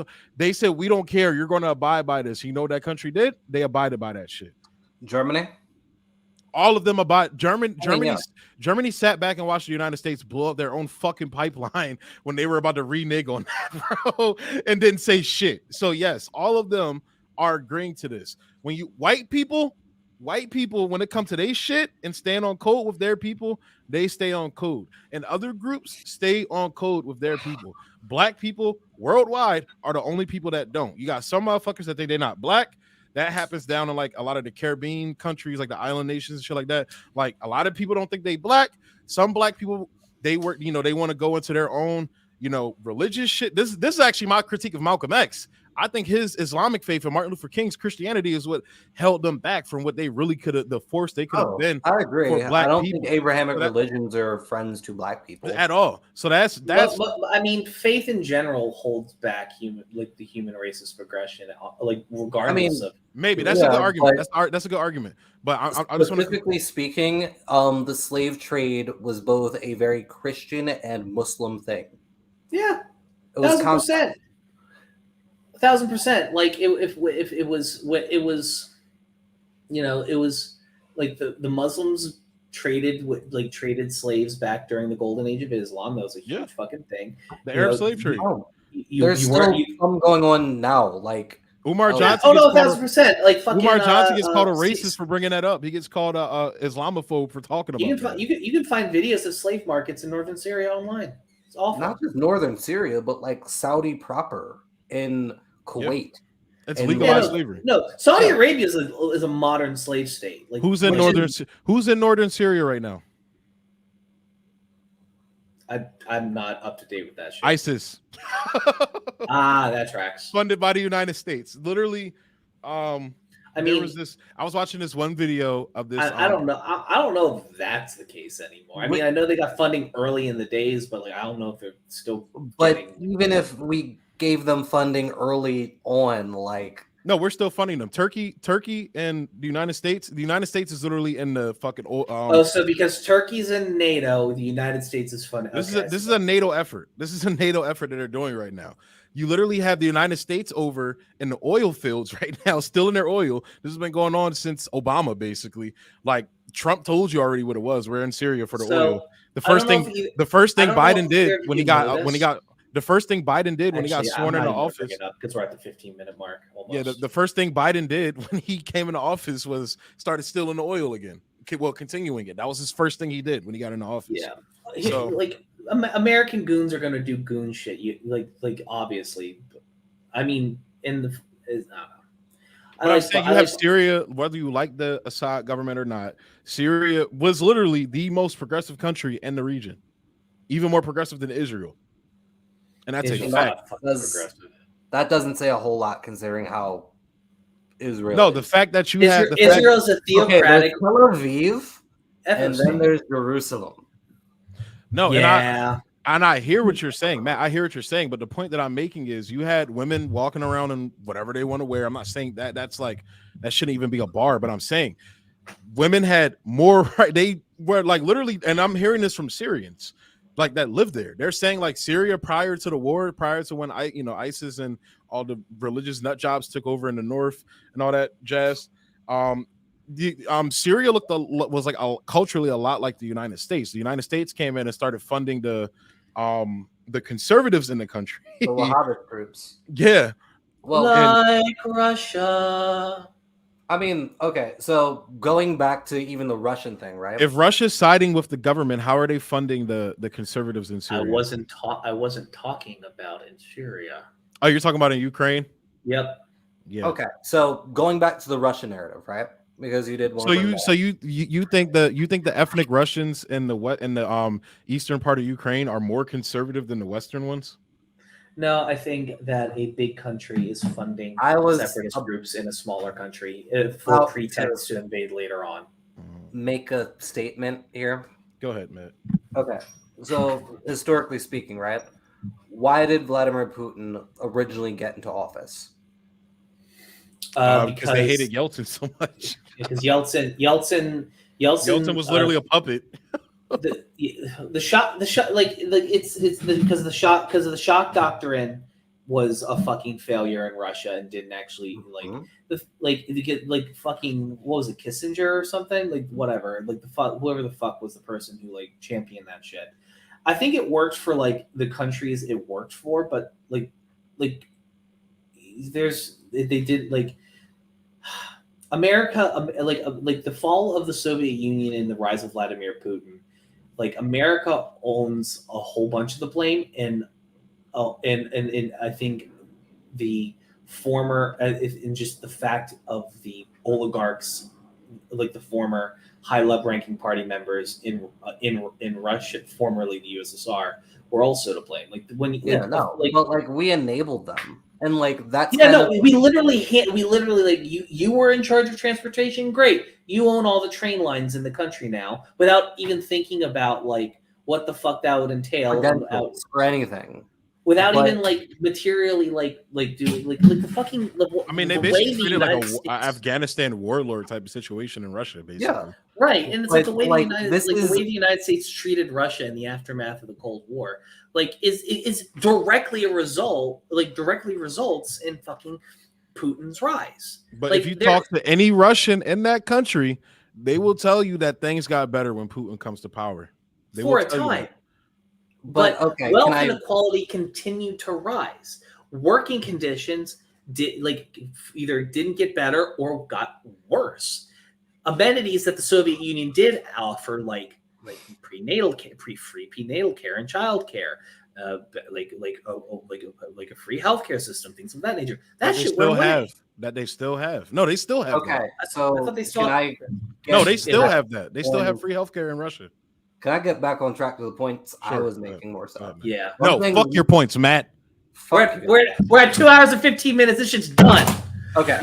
Let me say all right, this, guys. Thank you for tuning in to the show. You guys are fucking trying. Go ahead, bro. Go ahead. Okay. Go ahead. To bring it all back around, right? So we came to the conclusion that the rise of Vladimir Putin is directly tied to U.S. involvement in Russia, right? Oh, 60% of it, yeah. Okay, so let's look at Iran, right?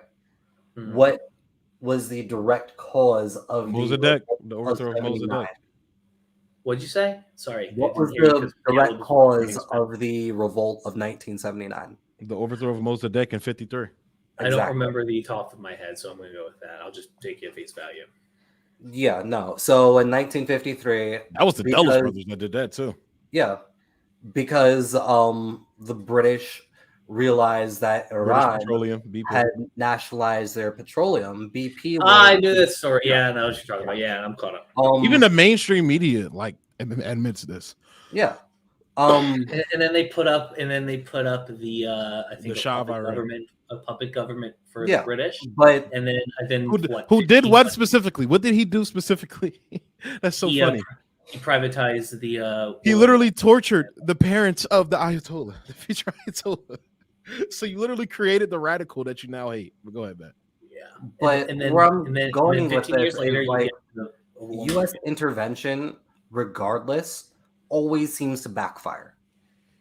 Yeah, I mean, I think I would say that like it hasn't. I don't think it's backfired so far in some things like Ukraine, but certainly in the Middle East, absolutely. I mean, Ukraine's a brand new thing. Give it 10 years. You can even go to Latin America. You have a country like Venezuela that, for the most part, is doing most things right by its people, and they still get shitted on as this fucking authoritarian dictatorship.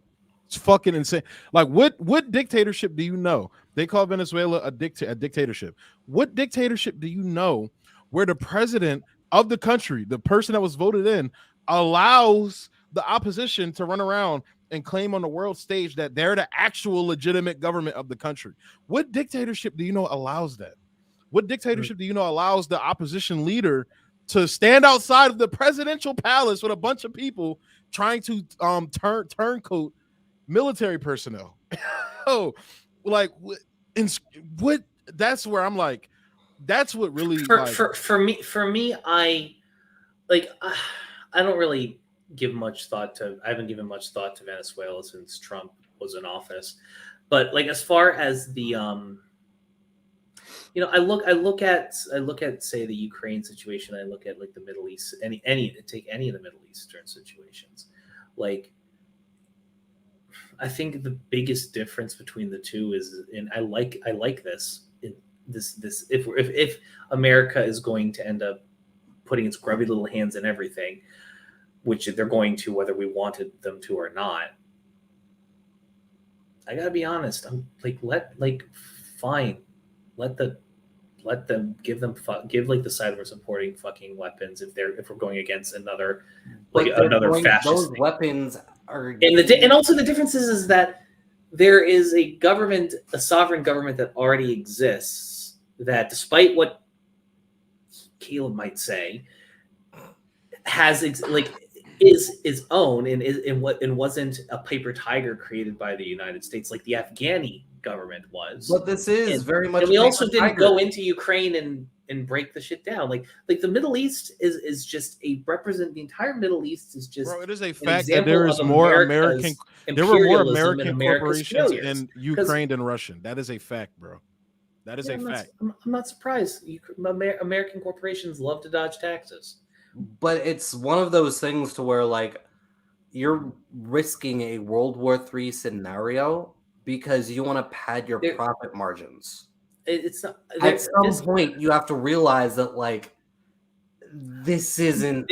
You can simultaneously be doing something morally good and be, it's like I said earlier, it is very rare when America is exerting its influence on the foreign stage, and it is doing that and morally right.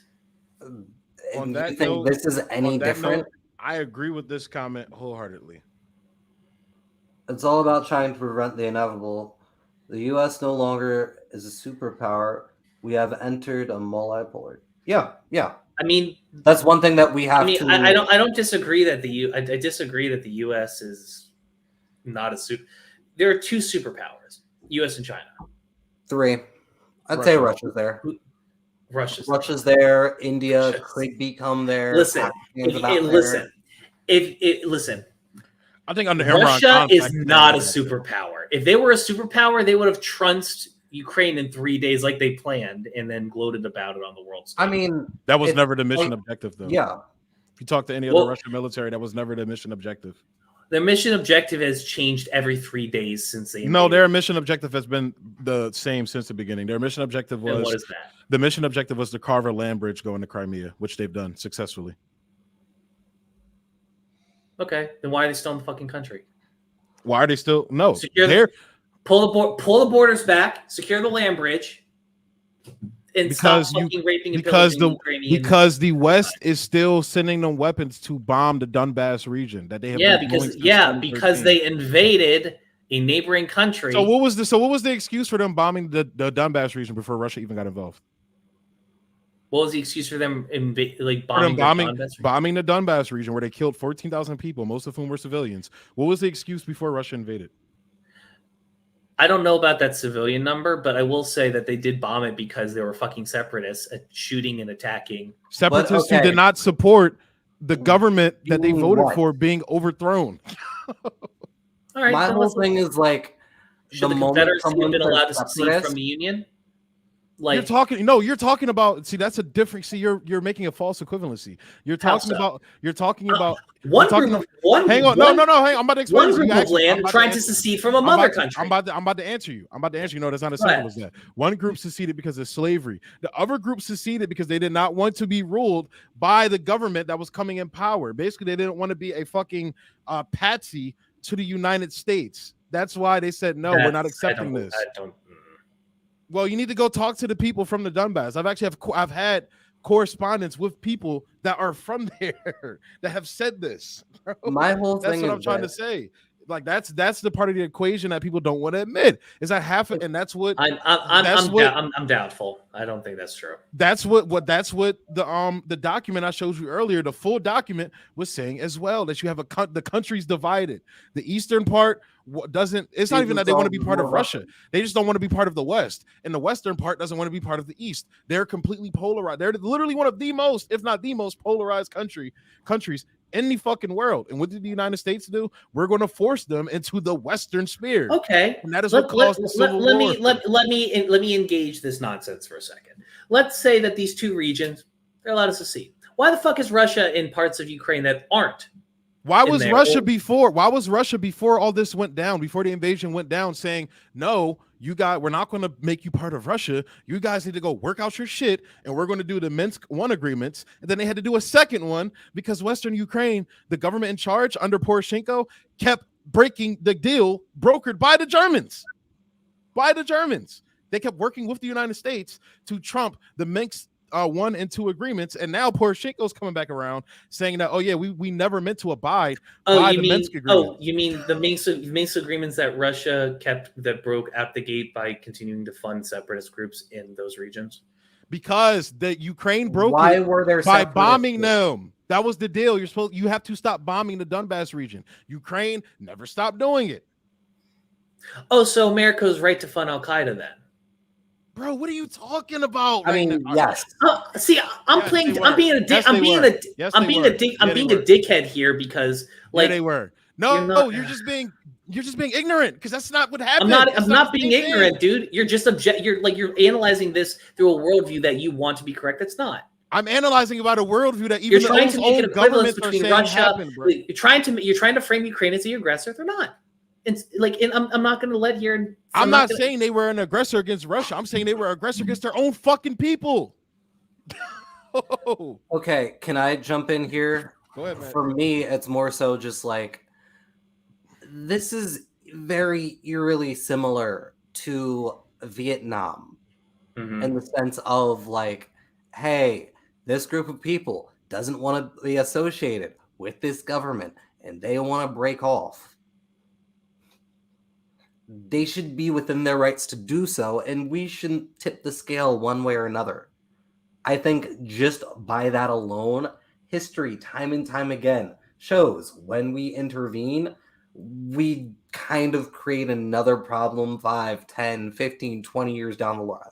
I want to remind you both that that when Russia first invaded Ukraine, that their goal was to surround Kyiv, which was not in the two regions. Their goal wasn't necessarily to surround Kyiv. Their goal was to take over Ukraine. No. Never their stated objectives at all. That wasn't their stated objective, but there were backdoor documents. Hey, listen, if you want to use those CIA documents, then let's keep it 100 and use the fucking ones that are saying that internal Kremlin documentation that was leaked to the CIA was talking about how they wanted to take over the entirety of Ukraine because of the natural resources Ukraine had at its disposal. It is literally called the fucking breadbasket of the world. There are now countries in the global south that are dealing with famines because fucking Russia, because the United States and the West won't let them farm their own land. Shipments of wheat from fucking Ukraine to these countries. The United States and the all West, day long about American imperialism. When Russia does the same shit, it's not okay. The United States don't be a fucking hypocrite, dude. The United States and the West will not let other countries farm their own fucking land. That is a fucking fact. Why does Africa need food from Europe, bro? Why the fuck does Africa need food from Europe? Please tell me that. Tell me that, please. Because tell me that. Because the northern half did Russia do that too? Because most of the northern half of Russia is fucking barren desert, and I asked you, why did Africa have to get their food from Ukraine? I'm explaining it to you, and the southern half of Europe has had European monocrops pushed on it because of Western imperialism for years and centuries that has killed the fucking soil because and prevented the cultivation of natural fruits and vegetables of those areas. There are parts of Africa that are barren because of the British Empire and the French and the Swiss and the Germans, not the Germans, the Dutch. That's who it was. The Dutch fucking forcing these monocultures along with everything else they were doing and killing the fucking soil because there wasn't enough moisture in these parts of in the parts of Africa. And so now because of American imperialism and the violence that are done to these countries are now dependent on imports of food from other parts of the world. But at the end of the fucking day, we can talk about like all of the different like muddied waters and all these things. The fact of the matter is a bigger country with a history going back 1,000 years of hostility and imperialism through all its different iterations to its neighbors invaded a smaller country.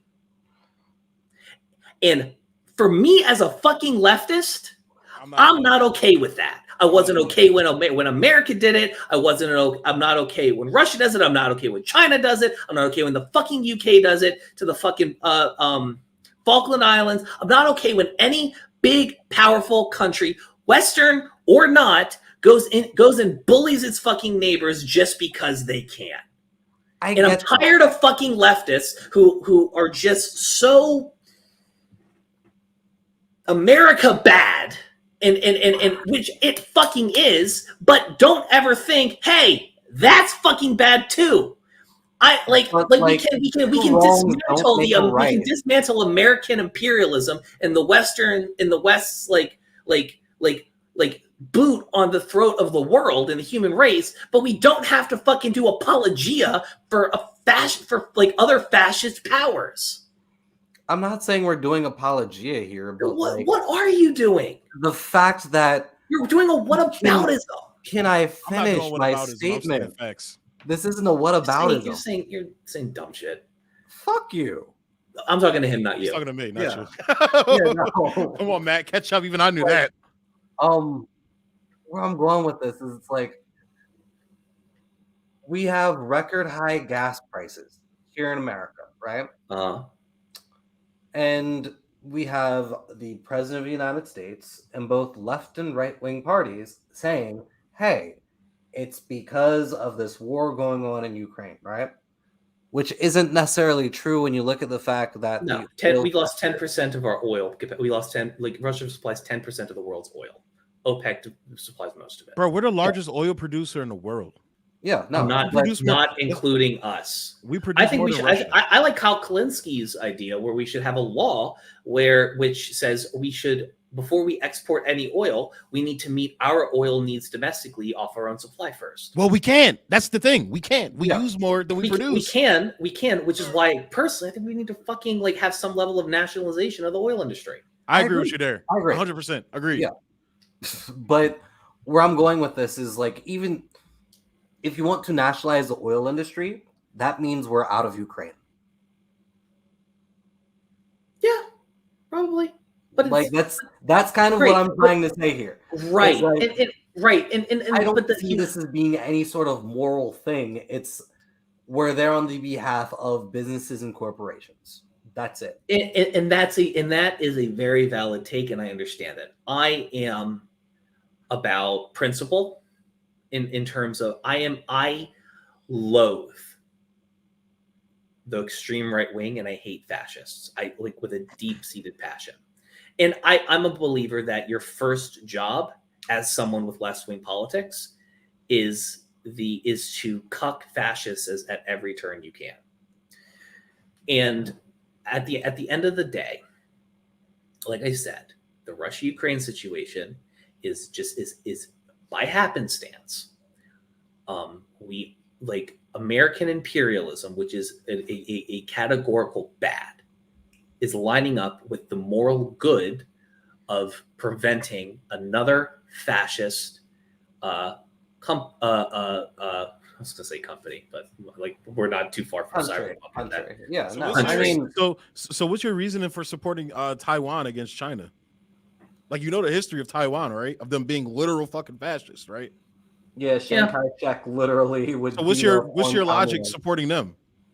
Don't honestly at this point. I don't really. Here's my thing. You know, I look at it like this. When it comes to Taiwan, I think I like what are I like a couple things about Taiwan. Or one thing in particular, which is how they conduct, you know, their democracy. They fucking fist fight each other in their fucking governmental hearings and stuff. I saw that shit. I'm a fan. I love that shit. I'm like dead ass. I think we should decide the next presidency with an MMA battle. Let Joe Rogan. No, like legit. Like we would get rid of all of these greedy old cocksuckers if a requirement would be the possibility to take a punch. Like I think that you should be, when you walk into the chambers of Congress, you should be prepared to get swung on. That would be valid. Like it's like, dude. I mean, that would eliminate Ted most Cruz of the would progressives. leap on a gurney. What? That would eliminate most of the progressives, bro. If we're being frank. You think Jamal Bowman's beating any of the fucking? You think Jamal Bowman's beating Dan Crenshaw in a fight? I don't think. No. Here's the thing. If this was the case, barely anybody that's currently here would be here. Dan Crenshaw would probably be one of the few that would. I think almost everybody in Congress, almost every person, left or right, would be gone. Because here's the thing. Like fucking liberals are fucking pacifists. I don't know, bro. You let Nancy Pelosi get them titties on you, bro. You might get suffocated, bro. You might have to tap out after this. And fucking tap out after that, bro. And fucking right wingers are like freaking they're like Cartman. They're like Cartman from South Park, where they'll talk a big game, and then the moment you punch them, they start crying like a bitch. It's so it's like I think we would get a whole different breed of people in there, and I think it'd be great. But for me, it's like I UFC White House dead ass. Get Dana White on it. That's a great idea. If they could put, what's the fucking guy who owns the UFC? What the fuck is his name? Dana White. If they could put Dana White on a fucking muscular ass fucker in UFC, they better put Trump's face on the most muscular person, put Biden's face on the most muscular person, and let us fight with the motherfuckers on. Want to know something crazy? What? This is actually kind of happening in a really weird roundabout way. I think it's like Jake Paul. Wait, hold on. This is a good question. This is a good question. No. Hey, you shouldn't be punching anybody, to be honest. Hold up, but wait. In the context of feminism and equality, I can't say I disagree with them. We want to be equal. We want women to feel equal in society, right? Well, no, you have to remember, like, there's. And I'm joking. I'm not advocating for no, obviously, but no. What I mean, no, but it's like third wave feminism is all about like making it so. I like third wave feminism. I'm anti all feminism now, bro. Fuck them. Well, no. Well, here's the thing. Third wave feminism actually has an answer for us guys. It actually has an answer for us guys. It is. I like it because part of the philosophy I like to talk about. My girlfriend gets mad at me because she says, "No, it's about this." I'm like, I need to get let us guys have something here, okay? And it's basically the whole point of it is. And this is in line with my leftist values, the removal of hierarchy and the increase of choice of. But Evan, even lobsters have hierarchies. Why does the left seek to abolish hierarchies? I mean, I think that's valid. Because it's like what it does is that let's be real. If women weren't done fucking dirty by the patriarchal system that we have right here, they would be homophobic as fuck when guys try to like be kind and stuff with their friends and stuff. Like they would be against like that shit. I don't know. I think that's true of the older Isn't generation. Is it a guy's fault if I like your friends better than you? Isn't that a you problem at that point? Well, no. Here's what I mean. I have gotten into the habit of saying I love you to like my closest guy friends. This is just in. You just getting there? I've been on that type of time. Ask man. I told this nigga I love him all the time. I love you, nigga. I love you too. Want to make out later? See, why does male love for their counterparts always equate to homosexual love, bro? Why is that? Patriarchy. Oh yeah, is it really? 10%. Is it? I hear more like people in like the super left crowd, like the liberal crowd and all that shit.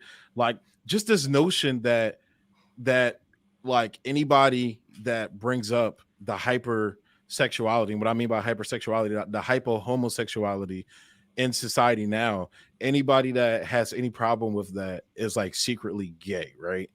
Like me, like me pointing. I've asked this question to actual gay people, and I've been told that may be like deep-seated homosexuality in me, and I'm like, nah, I want to be able to tell my bros I love them without being told I'm gay or some shit. I've been told that more. Remember that most liberals are stupid. I mean, I agreed. Like for us leftists, they can be useful idiots. You and Matt leftist, please. I think this is just leftist infighting at the end of the day. Don't soil my name like that, please. I'm not a leftist. Oh, come on. You soiled your own name, goddammit. I'm not a leftist, bro. I keep trying to tell motherfuckers this shit. I'm not a leftist. And just because I'm not a leftist doesn't mean I'm not a conservative. This isn't white or black, guys. Oh, so you're part of the forward party then? Not even. Fuck Andrew Yang, bro. Andrew Yang is only out for Asian people, and I respect that shit. I respect the fuck out of that shit. But to get Yang Gang with some whipped cream. Yeah, you want to get Yang Gang? You want to get Yang Gang? All I wanted in 2020 was a nice Yang Bang. That fucking nightmare fuel that was put into my brain. I'm gonna go dip because I don't know, bro. I think I might want some Pete Buttigieg's booty care right now. Yo, okay, this is unironically, I feel like I've gotten to the point in my life where it's like if you look enough like a woman, even if you have a dick, I'll fuck you in the ass. I don't give a shit. Whoa, I'm not ever think I'm going to be there. Oh, so you like femboys? I guess. I just pretend that they don't have a dick. I guess I don't know. I mean, I haven't got to try or anything. I'm in a 2-year monogamous relationship with someone I want to marry. So good shit. Oh, so you're in jail? No, I'm not in jail. I'm happy. I'm as far as I'm concerned. Cringing at the misogynist undertones of that joke. You're simping for the matriarchy right now. No, okay. I mean, well, here's the thing. Both me and my girlfriend are both. Oh, go ahead, Matt. I'm sorry. If you do think femboys are interesting, join the army. There's a lot of femboys in the army. I thought that was the Navy. Oh, honestly, all branches right about now are pretty like femboyed out. The Marines, I'm not surprised because their brains are deteriorated from all the glue they've eaten. I'm gonna leave Evan with this because I know he has to go. It's this amazing scene that I always laugh every time I see it in Dope. It's this scene where the gay character Diggy in the movie is walking with them and they're like having normal teenage conversations. And like they just zoom in on this one conversation. She's like, I don't know what to tell you guys. Like she's a gay character. She's a lesbian. She was like, I don't know, guys. I was watching Justin Bieber last night. I got a little moist. He's a pretty ass nigga. I was like, yo, that's when I went down the whole rabbit hole of discovering what femboys were. Yo, here's my fucking thing, y'all. Though here's my thing. Weird. Why do guys think why are there those guys that like when their friend comes out to them as gay, they think like, oh, this man's trying to fuck me. I'm like, and it's always the ugliest motherfuckers too. I'm like, man, you can't even get women to like you as is. Why? Like, I don't know about y'all. I've had the luxury of getting to be friends with a lot of gay folk. I have. Their standards are different. Like, and most straight men do not meet them. Oh man, I mean, I agree, but at the same time, me and Caleb had a gay bar friend for a little bit. Who that nigga was funny as shit, bro. That nigga was funny as shit. You talking about Chris, bro? Shout out to Chris, dog. I hope he's doing well. That nigga was funny as shit. He had problems, you know. He would talk to us about him and shit. But aside from all that motherfucker, yeah, y'all busting out laughing and shit, bro. He was every time amazing, but he also Caleb, you saw this. He outgayed me because he's actually gay, and I'm just like, oh, no line I'm willing to cross. Bruh, that was funny to watch Matt get outgayed. But is it technically being outgayed if you're faking and one nigga's dead ass serious, bro? Like he's like, bro, like I will literally take your ass right now, bro. Like keep talking like that. So Matt, do you gay code yourself? Not necessarily. What does that mean? You guys are using so I Republican code myself. I deliberately dress like a Republican so the fascists tell me things in public randomly. It's basically like either inadvertent. Yeah, you got like an Elon Musk thing going on. I can see it. Yeah, no. Like you wear like the hats all the time and shit. I wear work boots and blue jeans.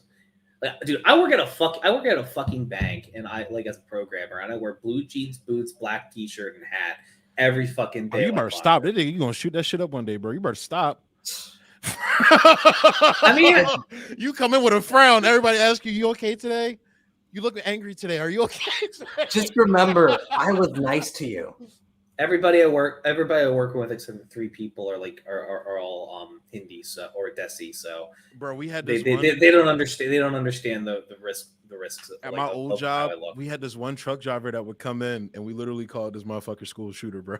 That was his name. Oh no! Dead ass. People thought I was gonna be a school shooter back when I was in high school. My friends told me. Really? Like, I fucked up. Like I lost my coat and I couldn't find it, so I wore my stepdad's coat, and I realized it was a trench coat, and I wore it to school, and I wore it all day because I didn't want to carry it. And everybody was extra nice to me that day, and I didn't understand why until 2016 when I'm out at fucking like McDonald's at 2 a.m. with 2 of my friends I went to school with, and we're just getting up to some shit. And they told me like, oh yeah, dead ass. Everybody thought that day you were gonna you had a shotgun to be your shit, which is like I have the most fucking neoliberal parents on the planet. They don't own guns. Wait until you see what's in my trench coat. On that note, Evan, we're gonna go ahead and bid you fair due. Matt just said some stupid shit. We're gonna close out the show. I quoted a Ghost Main song. Thank you, Evan, for coming on. It's always a pleasure. Caleb, I'm sorry I was being aggressive. I know that I just when I disagree with points and stuff. I love it. Bro. You guys want to just kiss and make up? No, because I love that aggressive energy, bro. If you're not yelling at trauma at the bottom, so here you have to take this dick, bro. You must not argue with a lot of black men, bro. If you're not yelling at each other, bro, you're not talking about shit when you're debating. My whole thing is like, why argue? Like, it's wasted energy. What? Yelling? I like arguing. Arguing. Like I know you like arguing because you always bring up the shit that grinds my fucking gears. I mean, look, that's me. But we will bid you a fair due. So wait, real quick. What were we supposed to talk about? Midterms? We talked about it. We talked about it. Did we? We talked about DeSantis v. Trump. Briefly talked about midterms, but it came into this whole. I mean, the whole thing. We just went with midterms. We were talking about like foreign policy and shit in terms of. Fair enough. We covered midterms a lot. It may not have seemed like it, but we covered midterms a lot. Yeah. But all right, gentlemen, you guys have a wonderful rest of your evening. You as well. I'm probably going live once me and Matt get off. I'm going live again, so I'm probably going to watch the last episode of Atlanta and cry a little bit because I'm getting caught up on the Blacklist at the moment. Oh, is that what's his face? He played Ultron. James Spader. Yeah. His character is the only reason to watch that fucking show. It's great. If you ever watched Boston Legal and like saw like him playing Alan Shore, which was basically the only fucking reason to watch that godforsaken show, it's excellent. It's a slow burn type of show. It's really good. I have to check it out. But Evan, peace. See y'all. Have a good one. Peace. All right, Matt. Is there anything you wanted to talk about before we hopped off? No, I think I'm good. We've been on for damn near 3 hours, and I'm probably about to go for another 2 after this. So anybody watching, tune into your boy. I'm just going to be doing the streams of thought. I'm just going to be talking about random shit on there. Hopefully I don't get our channel banned. Hopefully. But yeah. So this has been episode, what is this? 3 or 4 Sidetrack stream. Something like that. Yeah. Thanks for tuning in, guys. Yeah. Anything you want to shout out, Matt? No. Shout out to Matt's TikTok because he's being stupid right now. I'll put it in the link down below. Like, what are you doing, man? You're not media savvy. I got to media train you. But guys, thank you for tuning in. I don't want to be media savvy. Well, you're going to be media trained. Thank you, guys. It's been a pleasure. Peace. Be easy.